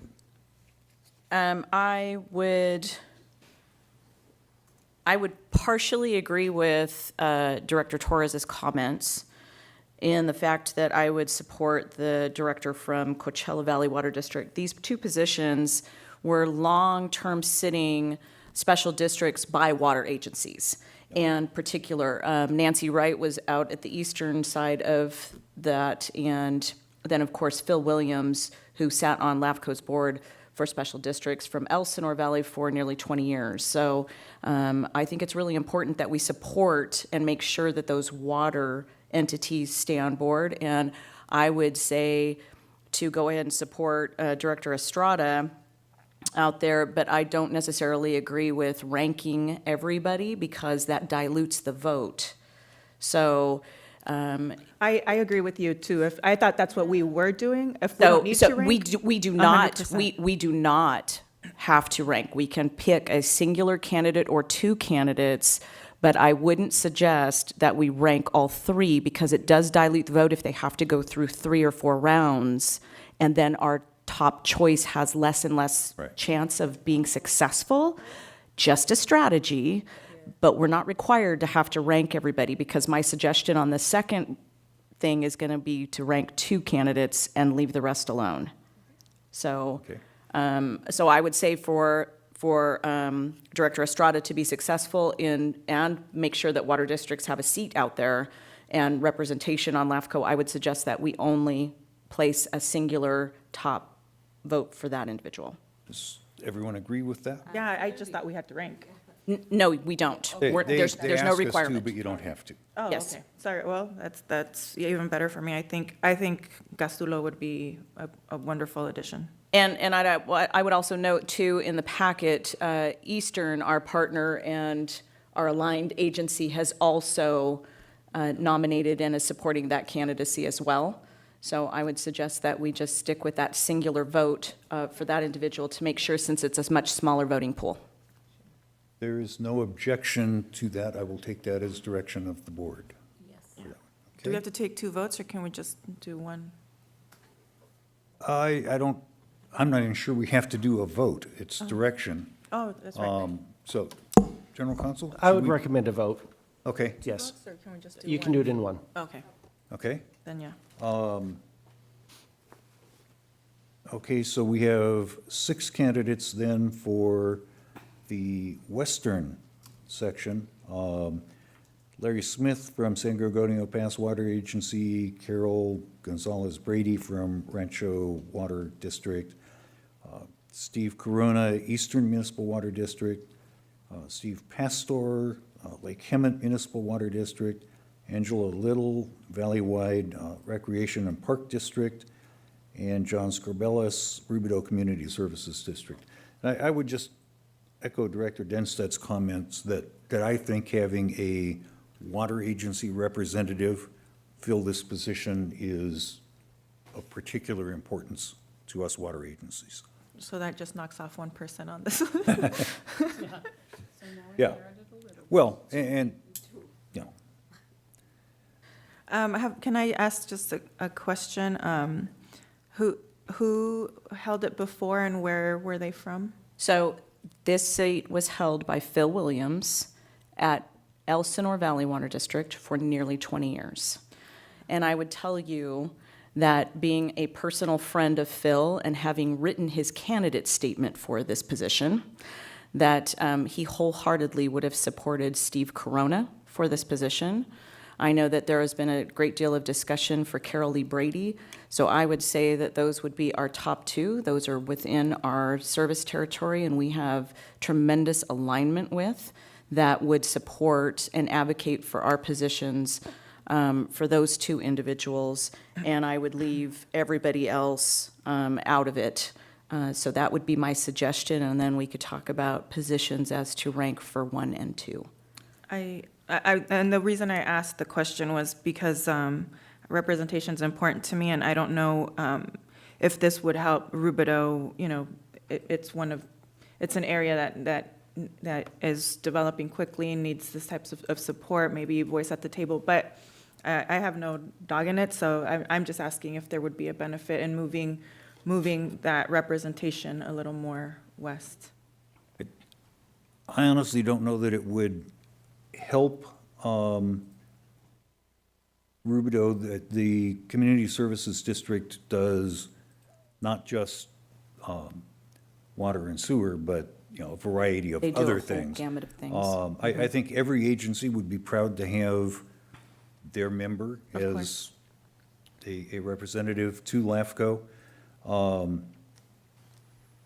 Is there other Well, discussion? It's also not my area. I'm just Yeah. asking. No, and I would also say too that, looking at the packet from what submissions were, first of all, I only got 2 phone calls. It was from Carol Lee and from Steve Corona. Second of all, I don't know that anybody else actually, other than Steve Corona, got a letter of support. And Steve has been in this business for a very long time. Carol Lee also has a history, and she's part of Aqua Region 9 Board, so she's been a part of Rancho California Water District. Now she's going on her 2nd term. So I would just take a look at the experience level too of those individuals versus some of these other folks that have just gotten in, and some of the other information that's put out on these folks. So, and I know Eastern is obviously supporting Steve Corona for that position as well. I think it's just really important that we stick with home base and what's particularly in our region, that we've been working on partnerships collectively with these individuals that will really seek out best interest when they're looking at these issues. Okay. Any other discussion? Side 1 and 2. Yeah. Yeah. I will say that Carol Lee Brady did make the effort to come to our Community and Government Affairs Committee meeting, gave a presentation, answered questions. In my discussion with Steve Corona, he wasn't really aware that that was an option, for whatever reason. And just so that we're all aware too, that he is on Eastern's board and they are meeting at the same time we do. Yes. So he wasn't available to come today to make a pitch for himself. He did speak to me last evening, and did ask specifically that we include the Farm Bureau Federation letter of support. He thought that that provided a significant level of detail, and, obviously each of the candidates thinks they are best suited for the position. So I do think these are our top 2 candidates.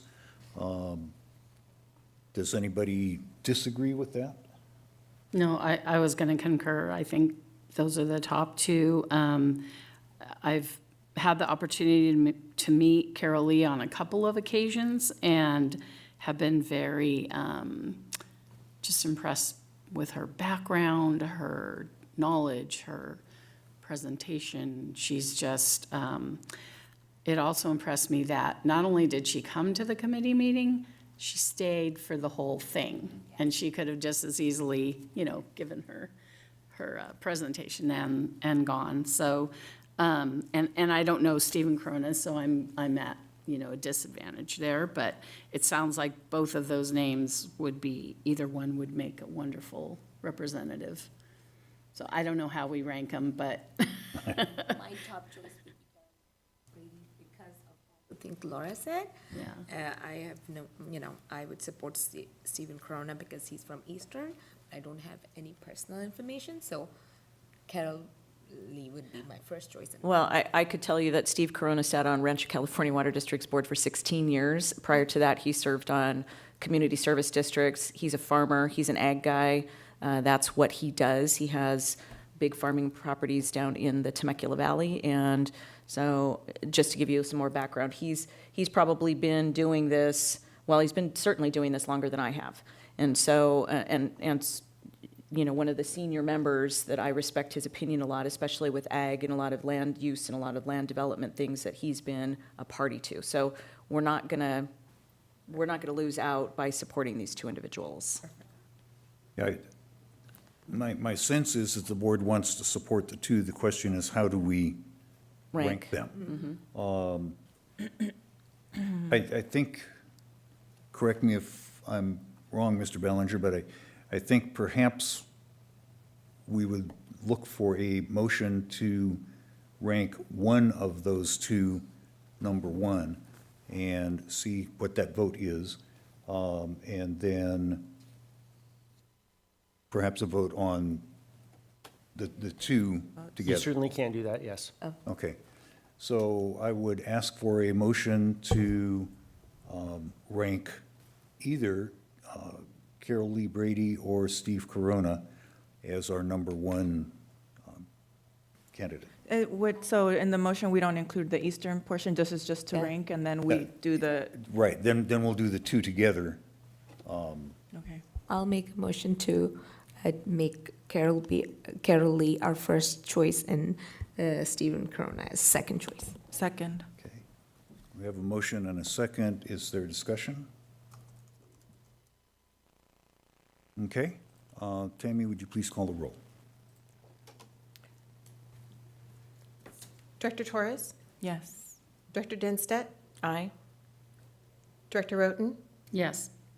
Director Rizvi? Yes. President Gardner? Aye. Motion carries 5-0 to rank Carol Lee Brady from Rancho California Water District as the first preference. I'll make a motion to nominate or give direction to nominate Castulo in the eastern section, and then our aforementioned. Hold on, can I back up just a second? So for the motion, Carol Lee first and Steve second? Correct. Okay. I just wanted to clarify, because, okay. So I was saying, I make the motion to give direction and nominate Castulo Estrada in the eastern portion, and nominate by rankings Carolyn, I'm not going to remember that, what we just voted on. Carol Lee first. Carol Lee Brady first. And Steve yeah. Corona And second. Corona second in the western section. Tammy, do you have that? Okay. I'll second You're it. on it. We have a motion Stumbled and right a through second. Is there any discussion? Is there any public comment? Okay. Would you please call the roll then? Director Torres? Yes. Director Dinstedt? Aye. Director Roten? Yes. Director Rizvi? Yes. Director Gardner? Aye. Thank you. The motion carries 5-0 to rank Castulo Estrada for the Eastern Division and Carol Lee Brady first preference, Steve Corona second preference for the Western Division for the LAFCO election. Okay, thank you very much. I will do that when I am presented with the ballot. And Tammy, I'm assuming that you and/or the general manager's office will facilitate that. Yes, I will facilitate that with you. Great, thank you. Brings us then to reports, General Counsel. Yes, President, members of the board, want to update you on a lawsuit that was filed at the end of last month regarding SB 1439. You'll recall that was the bill that was passed this last year that introduces the concept that campaign contributions can cause conflicts of interest and require recusal, as well as reporting. Two public officials up in the Sacramento region filed a lawsuit against challenging the validity of SB 1439. And as the board will recall, We also updated our local ordinance that is somewhat similar to SB 1439, even before that law was adopted and went into effect. So our office will obviously be following this litigation very closely, and we'll let you know how it turns out. But I just wanted to make you aware of that litigation. Great, thank you. Do you have any feel for timing of? You know, it's Decision. it's primarily an issue of law. There aren't any facts that are going to be in dispute, so it's not an issue of, you know, going to trial. It's probably going to be resolved fairly quickly. I would anticipate within probably half a year, which in litigation terms is pretty Yes. quickly. Especially these days. Yes, and especially relative to water litigation, which is even more protracted usually. But it wouldn't change our own ordinance regardless. Well, depending on how it comes out, it may affect our ordinance, and we may have to take another look at our ordinance.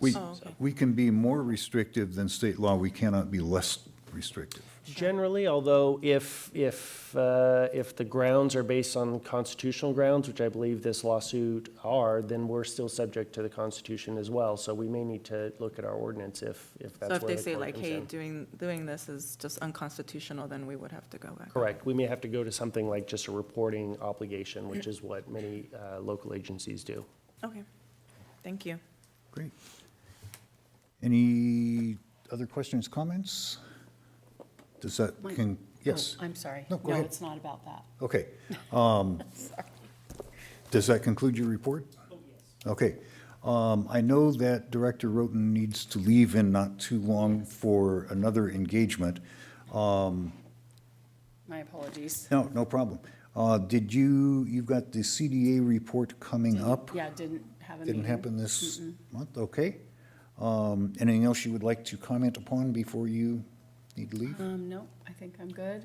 Okay, And one of the nice things about recording these meetings is I can go back and hear your reports. yes, And the general manager report. So thank you. okay. Thanks very much. Stay dry. Sorry, this was a commitment that I needed to honor, so, oops. Okay, thank you. General manager and staff reports, let me just note that General Manager Miller had a speaking engagement at some distance from us, and that is why he has left. So I'll turn this over to Mr. Barr. Thank you very much. First thing I'm going to report is that on the agenda, we have a water supply and drought response program update. Ryan Shaw, our Director of Water Resources, is virtual. However, I'm going to call an audible and have Josh Aguilera, our Deputy Director of Water Resources, do it in person. So just a change to the script that may be in front of you, Director Gardner. Okay. I have two reports on metropolitan shutdowns. Metropolitan Water District had a Mills treatment plant shutdown between February 28th and March 4th. The Department of Water Resources was doing inspections and maintenance on the Santa Ana Valley feeder and pipeline. DWR completed the removal of a bulkhead to return flows to Metropolitan Water District's Mills plants.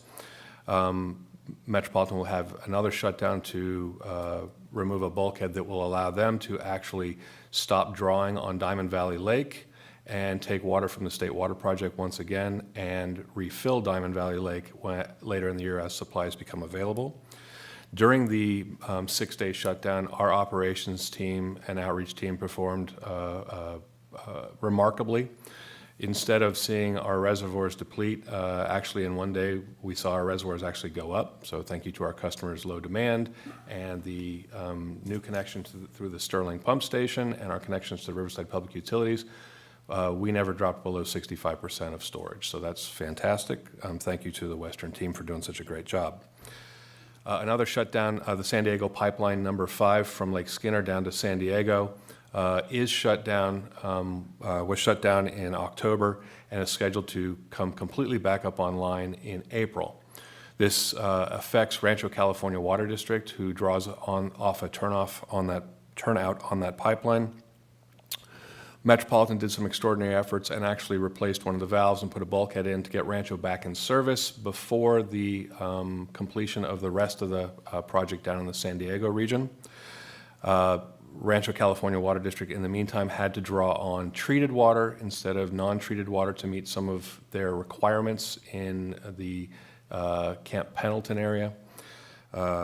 And Metropolitan staff is going to take through the Metropolitan Board an item to waive the treatment surcharges, which amounts to about $173,000. So Western has worked with Metropolitan staff. Staff will take that through the Finance Committee, and Rancho California Water District is aware of this action. So that is coming up in April at the Metropolitan Board. But Rancho is back in non-potable water right now. Came back online this last weekend. Next update, the team of Craig and Sarah and Michael will be in Sacramento next week for quite a bit of work again on SB 366, California Water for All, as well as Solve the Water Crisis. Team has a meeting with Senator Caballero, and the Water Solutions Summit is meeting once again to strategize next steps for both efforts, as well as the Aqua Ledge Symposium. They'll be discussing water legislation as well. So all of that is happening next week. They're very busy. Finally, staff will be submitting a nomination for Director Rizvi to the CASA board. We have her paperwork prepared. This does not require action by our board at this time. So we will be submitting that today. The deadline is today. So we have everything we need as of this morning. So we're moving that forward, and that will move forward very quickly. With that, that's all of the general manager comments. So I'll have Josh come on up. While Josh comes up, I would just comment for everybody that when SB 366 was introduced, it was very general language, just sort of this is where we want to go. But it has been fleshed out now, and there is new language that provides more detail. It has the actual 10 and 15 million acre feet of water and better description. Chances are almost 100% that it will amend further during the course of the legislative process, but there is updated language that does provide more specificity, and I would recommend that all of us take a look at that language. You can pick it up online quite easily. So, thank you. Josh? Good morning, President Gardner, members of the board. I'm very happy to be here today and provide you a wet weather water supply update. So unfortunately for Ryan, he'll continue to do drought ones, and maybe I'll stick to the wet weather updates. Poor Ryan. Next slide, please. And next slide. So we'll start with the Northern Sierra precipitation and snowpack. The chart on the left here shows the Northern Sierra precipitation showing about 51 inches as of 2 days ago, which is tracking very well and compared to the average shown in teal that you see there. On the right, you'll see the statewide snowpack, which is averaging 215% of normal. This is excellent all around, especially considering we're still expecting rain and snow, and look outside, we're all very much enjoying it. Next slide, please. For the Northern Sierra 8-station map here that you see, on the left, this is the first time we're showing it, and what you'll see here is the precipitation index for the current water year. So this runs from October through September, with the blue line showing the average for that month, and the teal showing the actual precipitation through mid-March. As you can see, we saw excellent precipitation in December and January, and March is tracking great as well. Next slide, please. Taking a quick look at the local reservoirs, so looking here locally at the watershed, you'll see Seven Oaks Dam, which currently has over 3,000 acre feet behind the dam, which is about 2% of the capacity, and Prado has nearly 19,000 acre feet, which is about 12% of the capacity. And actually, if you take a look here to your right, you'll see a beautiful photo of Seven Oaks Dam looking from the top. It's a beautiful place if you haven't been there yet. Next slide, please. Looking at storage reservoir levels, so how are we looking across the state? I believe you've seen this a few times. The backbone of California's water supply are these 6 mega reservoirs: Shasta, Oroville, Trinity, San Luis, New Melones, and Don Pedro. Back in December of last year, they were about 34% full. And we can see that they've consistently increased over the last several months and are currently 65% full, where normal conditions are 71%. So we're definitely making progress and expect the snowpack and the runoff to increase storage level in the coming months. Next slide. I want to stop Josh right there. Back up the slide. So I also want to point out that the reason that the average is being dragged down is Trinity. We only have one reservoir that is actually dragging the average down. If you look at Oroville is above average for this time of year, and they're actually spilling water at this time.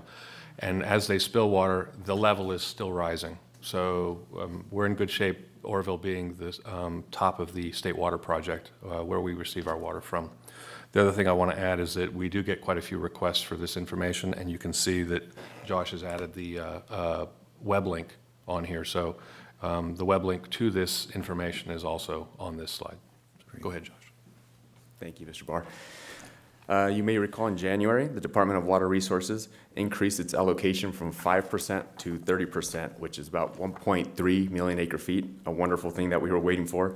In late February, after 9 record-breaking atmospheric rivers earlier in the year, they actually took into consideration the snowpack, the reservoir storage levels, hydrology, and announced another increase. It was a modest increase from 30 to 35%.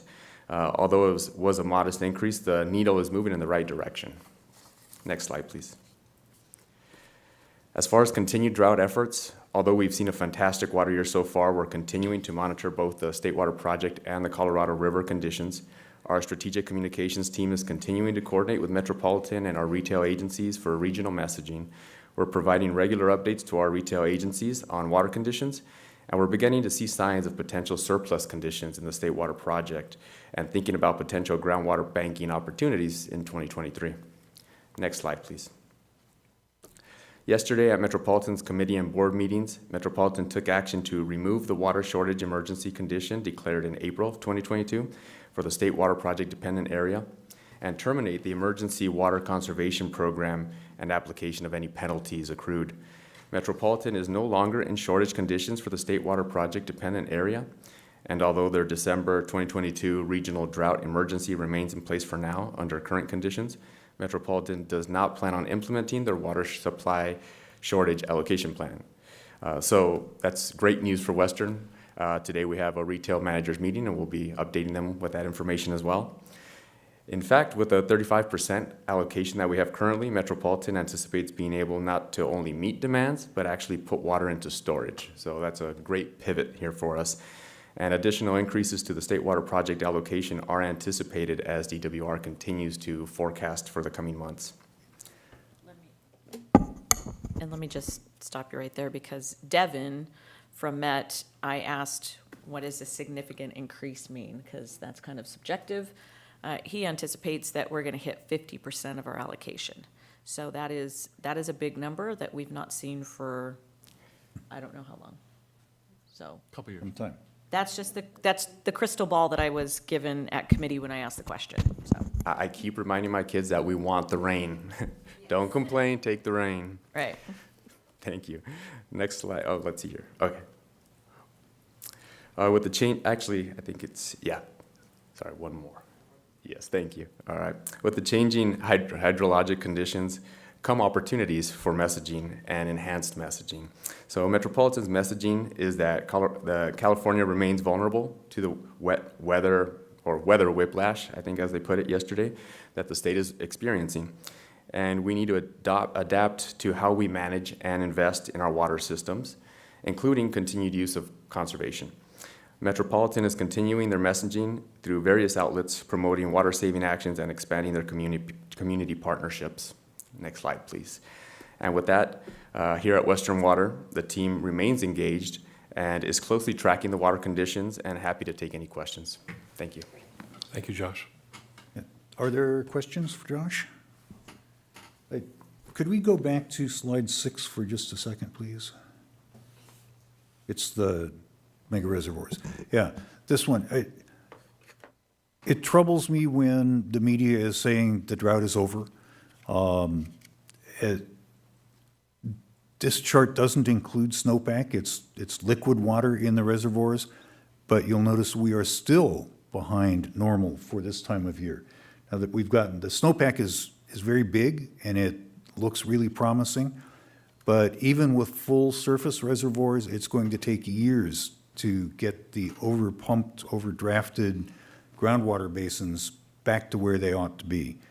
And I think we need to be careful in what we say that, you know, yes, it's really wet, the reservoirs are looking pretty good, there's an awful lot of snow up there, and that's wonderful, but the drought's not over. And it's just, it disturbs me to see the television news say, it's all good now, because that takes away the focus from things like Solve the Water Crisis and the legislation that is intended to get us through the next one of these more easily. So. Yeah, Sarah and her team, as well as Craig, are working on adjusting our messaging a little bit so that we are talking, and Josh mentioned this, he said that we have an opportunity for messaging. We don't necessarily have a challenge, we have an opportunity here to talk about the water supply challenges we have rather than critical shortage. Right. So it's just a change of our Yeah. messaging. And Sarah, do you want to add to that? It's linguistics, but it is important. Yeah, and it's a perfect segue for me to offer a little plug for our Riverside County Water Task Force event this Friday morning. The theme is, Are We Still in Drought? So we'll get to hear from a few experts on a panel to talk about that issue. And then I'll also be at the table talking about messaging and things we need to consider as it does present unique challenges. But one part of the shift is that drought is our weather condition. And while the current wet season may be getting out of this temporary drought, it's different than what our water supply conditions mean. And so that'll be a topic Friday that we hope our board will be joining, but certainly our interested community as well.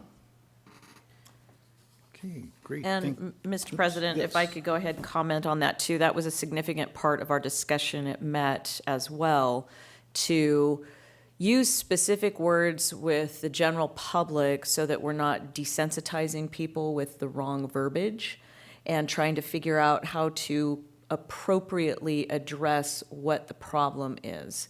So MET is also working on this and crafting and coming up with language to figure out how we make that pivot and do something that will continue to engage our public to understanding what our challenges are. Great, thank you. Anything else from the general manager's office? That'll do it. Okay. Thank you. Directors' reports and requests, SOPA is first. We met on March 7th, had a budget presentation there in the middle of the budget process. The Project Agreement 24 Committee, which is the brine line, took a couple of actions, directed the general manager to file a notice of exemption, an environmental document for construction of the Inland Empire Brine Line Agua Manso lateral project. That's all in city streets is why the exemption. There will be essentially no impact.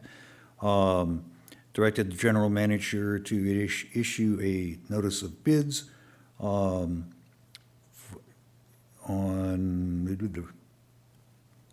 that project, I'm sorry, and adopted the draft fiscal year 2024-25 brine line fund budget, and that budget will then come to each of the member agencies for consideration and a vote on providing the funding to complete that budget.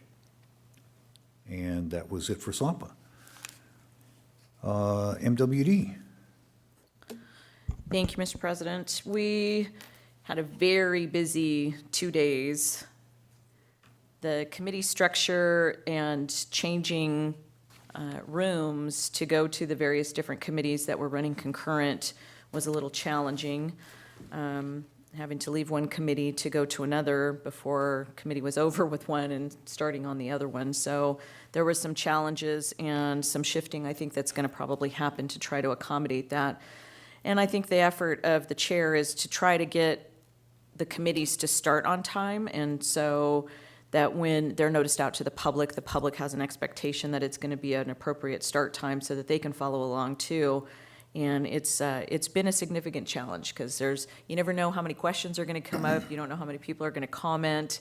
And there's very little room of buffer in between meetings, if at any, to try to keep things progressing throughout the day so we're not there until, 9 o'clock at night. So that was very different as the committee structures are trying to work in their place and going room to room, because that was the first time we had done that, at least since I've been there. I know it was something that was done much longer in the past, and they were doing all the committees down in the boardroom, and nobody had to move anywhere. So we'll see what it continues to be. There was a lot of activity. We had actually 16 items that turned into 15 items. They did pull the Rubidoux agreement off of there to defer it to next month. I was very frustrated and concerned with some of the language and some of the points that were brought up, and having to sit there and not advocate on our behalf because I have to recuse myself from this item was very frustrating.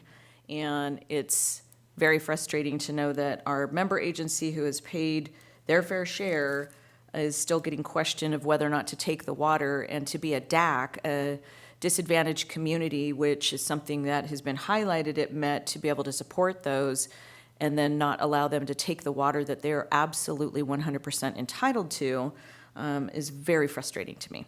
So I'm hoping that staff can work through a couple more of the glitches and some of the things that are coming through. I hope that you guys can go back, if you weren't listening to the meeting, to address some of the things that brought up, because I really have a hard time with Metropolitan, and a particular question that came from San Diego, that we sell water and then we regulate how water is going to be used by that particular agency, when we don't do that, at least to my experience in sitting here and sitting on Met's board, we don't do that to any other metropolitan member agency and tell them how they're going to blend water or run their system. So I have a real heartburn over that, and wanted to make sure that we're advocating in the appropriate fashion, or staff is talking with Met staff to try to get that messaging, since I cannot. So not only is our staff, well, let me back up. It's such an important issue that no less than 4 of us were listening to that committee meeting. Okay. And I know Craig was on there. Craig and I talked about it this morning, and Craig is going to reach out to the general manager of San Diego County Water Authority and have a conversation about it. So we talked about that this morning. So we are on top of it. We are going to advocate for it, and you will see another resurgence of public comment as well. Okay, no, and that would be wonderful, because the other heartburn that I had was the fact that they want to go ahead and talk about the challenges of the groundwater basin for Rubidoux. And, my question is, San Diego Water Authority, do all of your agencies use their groundwater to their maximum capacity instead of blending their, anyway, okay, so just glad you guys listened to it, because I was very frustrated that I could not stand up and raise my hand or talk about it or debunk some of the misconception that is out there in how this agency is being discriminated against. We were thankful that we got some positive comments out of some of the other metropolitan member agencies, however. Absolutely, and I appreciate the partnership that we have with Eastern and how they advocated for that, as well as IEUA that came forward. They did talk about how this is an agreement that took place. This is not, there were comments from San Diego that this was setting precedents. And that was very clear that precedence was set back in 2021 when this agreement was struck between IEUA and West Valley, right? So this is not precedence, and I don't know why all of a sudden now this is being cataloged differently when it's the same exact thing. We're trying to save money for customers that are entitled to the water that they have paid into the system to have the use of. And had we built the $7 million pipeline to them and charged them for that in this disadvantaged community area, there would be no question, because water would just be purchased by Western and it would be pushed through the pipeline. So for us to look at advantages to save those customers a significant capital improvement cost by using a system that is already in place and literally just having to do a turnout on this is astounding to me. So, okay. Just wondered how you feel about that issue. Oh, my God. You know what? It was so awful to sit there. I almost had to leave the room, but I wanted to make sure that I brought back a report because, I don't know who's listening on the line. And so I just wanted to make sure that my frustrations were duly noted on this item. A couple more significant items to just discuss. A contract was awarded to Black & Veatch for doing some work on the Pure Water Southern California program. That is a $80 million grant funding that was approved by Metropolitan and accepted, that was given by the state to work on that, and it's a no matching funds grant, so that continues to move on its way. However, there was some issues about whether or not that's truly an approved project or not, and if we're doing some pre-planning prior to the board making a total authorization on that project. So some interesting discussions. Are we moving towards water policy and water supply issues and solutions or not? And I think really it needs to come fundamentally back to what is our primary mission, and are we looking at all the alternatives? And if there's an $80 million grant out there that we're not responsible for having to repay, then this is a solution that needs to be taken into high consideration to move it forward of the area that it's going to be serving. While we're not going to benefit directly Western, but the Met family will. And that pipeline that goes out there, and Carson and everything else that will be withdrawing that water. So there are advantages to supporting it and everybody getting their fair share, and Met doing its due diligence to bring water supply to Southern California. So that was that. Staff did already shared with you the fact that the water shortage emergency conditions have now been pulled back. There was a report too that no penalties had at this point been assessed. So I just wanted to make sure that that was clear to everybody, that no penalty money was being left out there and dragging or in question. And then there was a couple of other non-substantive agreements that came forward on the administrative code and doing some contracts that were already planned in the budget, and it's just kind of the blessing of the board to move forward on those contracts. So I also wanted to report that as part of the Legislation, Regulatory Affairs, and Communications Committee, I did have an opportunity to spend Ledge Day up in Sacramento with Metropolitan's board. It's the first time out of the many years that I've done these legislative days, going both to our state capitol and to Washington, D.C., that with the Capitol building under remodels and so many portions being closed off, they have a swing building that's left off Capitol Mall really close by, and Metropolitan actually reserved one of the conference rooms up there, and all the state legislators actually came to us. So we didn't walk the halls, they came to us. And we had a couple of people that dropped in.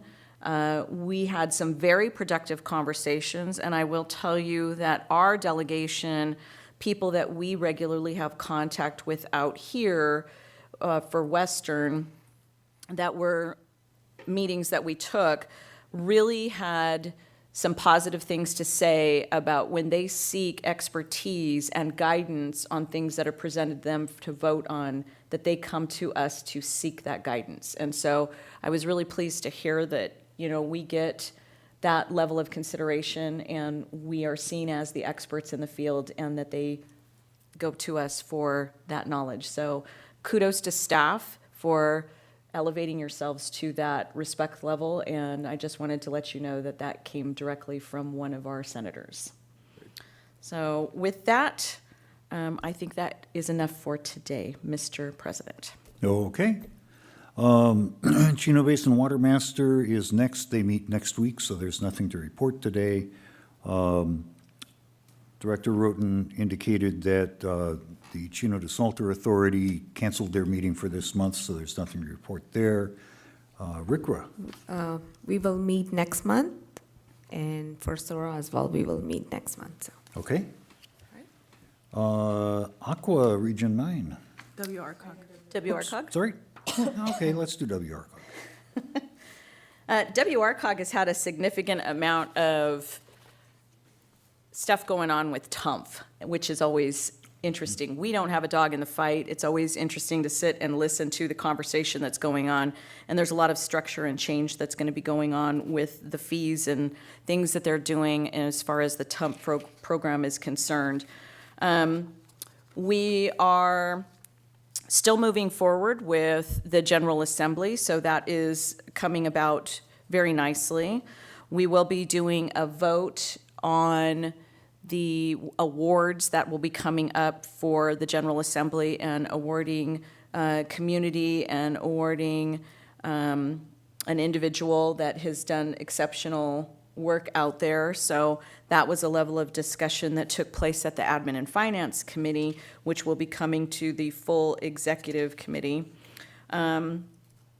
There is going to be some talk too on the replacement of Ted Hoffman as he passed away for OWOW. He was the OWOW representative from WRCOG that sat on that committee. So they'll be floating that out for members of interest to see if they want to be a part of that committee as far as the structure is concerned. Other than that, we went through some of the financial audits, and those all came in with a clean, unmodified opinion on the audit. So we were very pleased to have that come forward and got that things out of the way. Other than that, it was pretty straightforward. There were no closed session items, as we've had so many in the past with the PACE and all of the litigation that continues to unfold. So we got to pass that and didn't have an update this last meeting. And that is all I have to report. Now we'll do Aqua Region 9. Aqua Region 9, we do have our tour coming up for the Salton Sea later on in the month. So hopefully you signed up for that, because I know that tour is sold out. So you have the program is going to be an excellent one. They're lining up all of the speakers and getting the commits and finalizing the agenda for the day as we move forward on the tour bus and do all of the Coachella Valley and the Salton Sea tour and everything that we have planned. And then there will be a Sunday evening reception welcoming everybody to kind of give everybody an idea of what the day will unfold to be like. So I would tell you that if you are scheduled for that tour, to make sure to pack some comfortable shoes. And that is all. Okay. Director's comments. We started off to my left last time. We'll start with Director Denstedt this time. No, I think I've had my fill today, Mr. President. Thank you very much. Okay. Director Risby. I'm good, thank you. Director Torres. Just happy Women History Month, since we won't be back. And then I did want to give a kudos to staff, Craig, Sarah, for their work on Solve the Water Crisis. It's been a year since we first picked it up, and it's been essentially promises made, promises kept. Just a year in, we have the legislation we were, seeking to create through this program. So that's essentially my big kudos. And then, well, actually, that's all I got. Okay. I have just two quick things. They are both birthdays. Director Denstedt had a birthday last week, as did Mr. Miller. Yes, on the very same day. He is my birthday buddy. Yep. So, happy birthday to you both. Thank you. And many happy returns. Thank you. Do we have any requests for future agenda items? Hearing none, we have no closed session today. We do have an information item, the board statistics report. Anybody have questions on that you would like staff to address? Seeing none, our next meeting is Wednesday, April the 5th, here in this room at 9:30 in the morning, and we will be adjourned. Thank you all.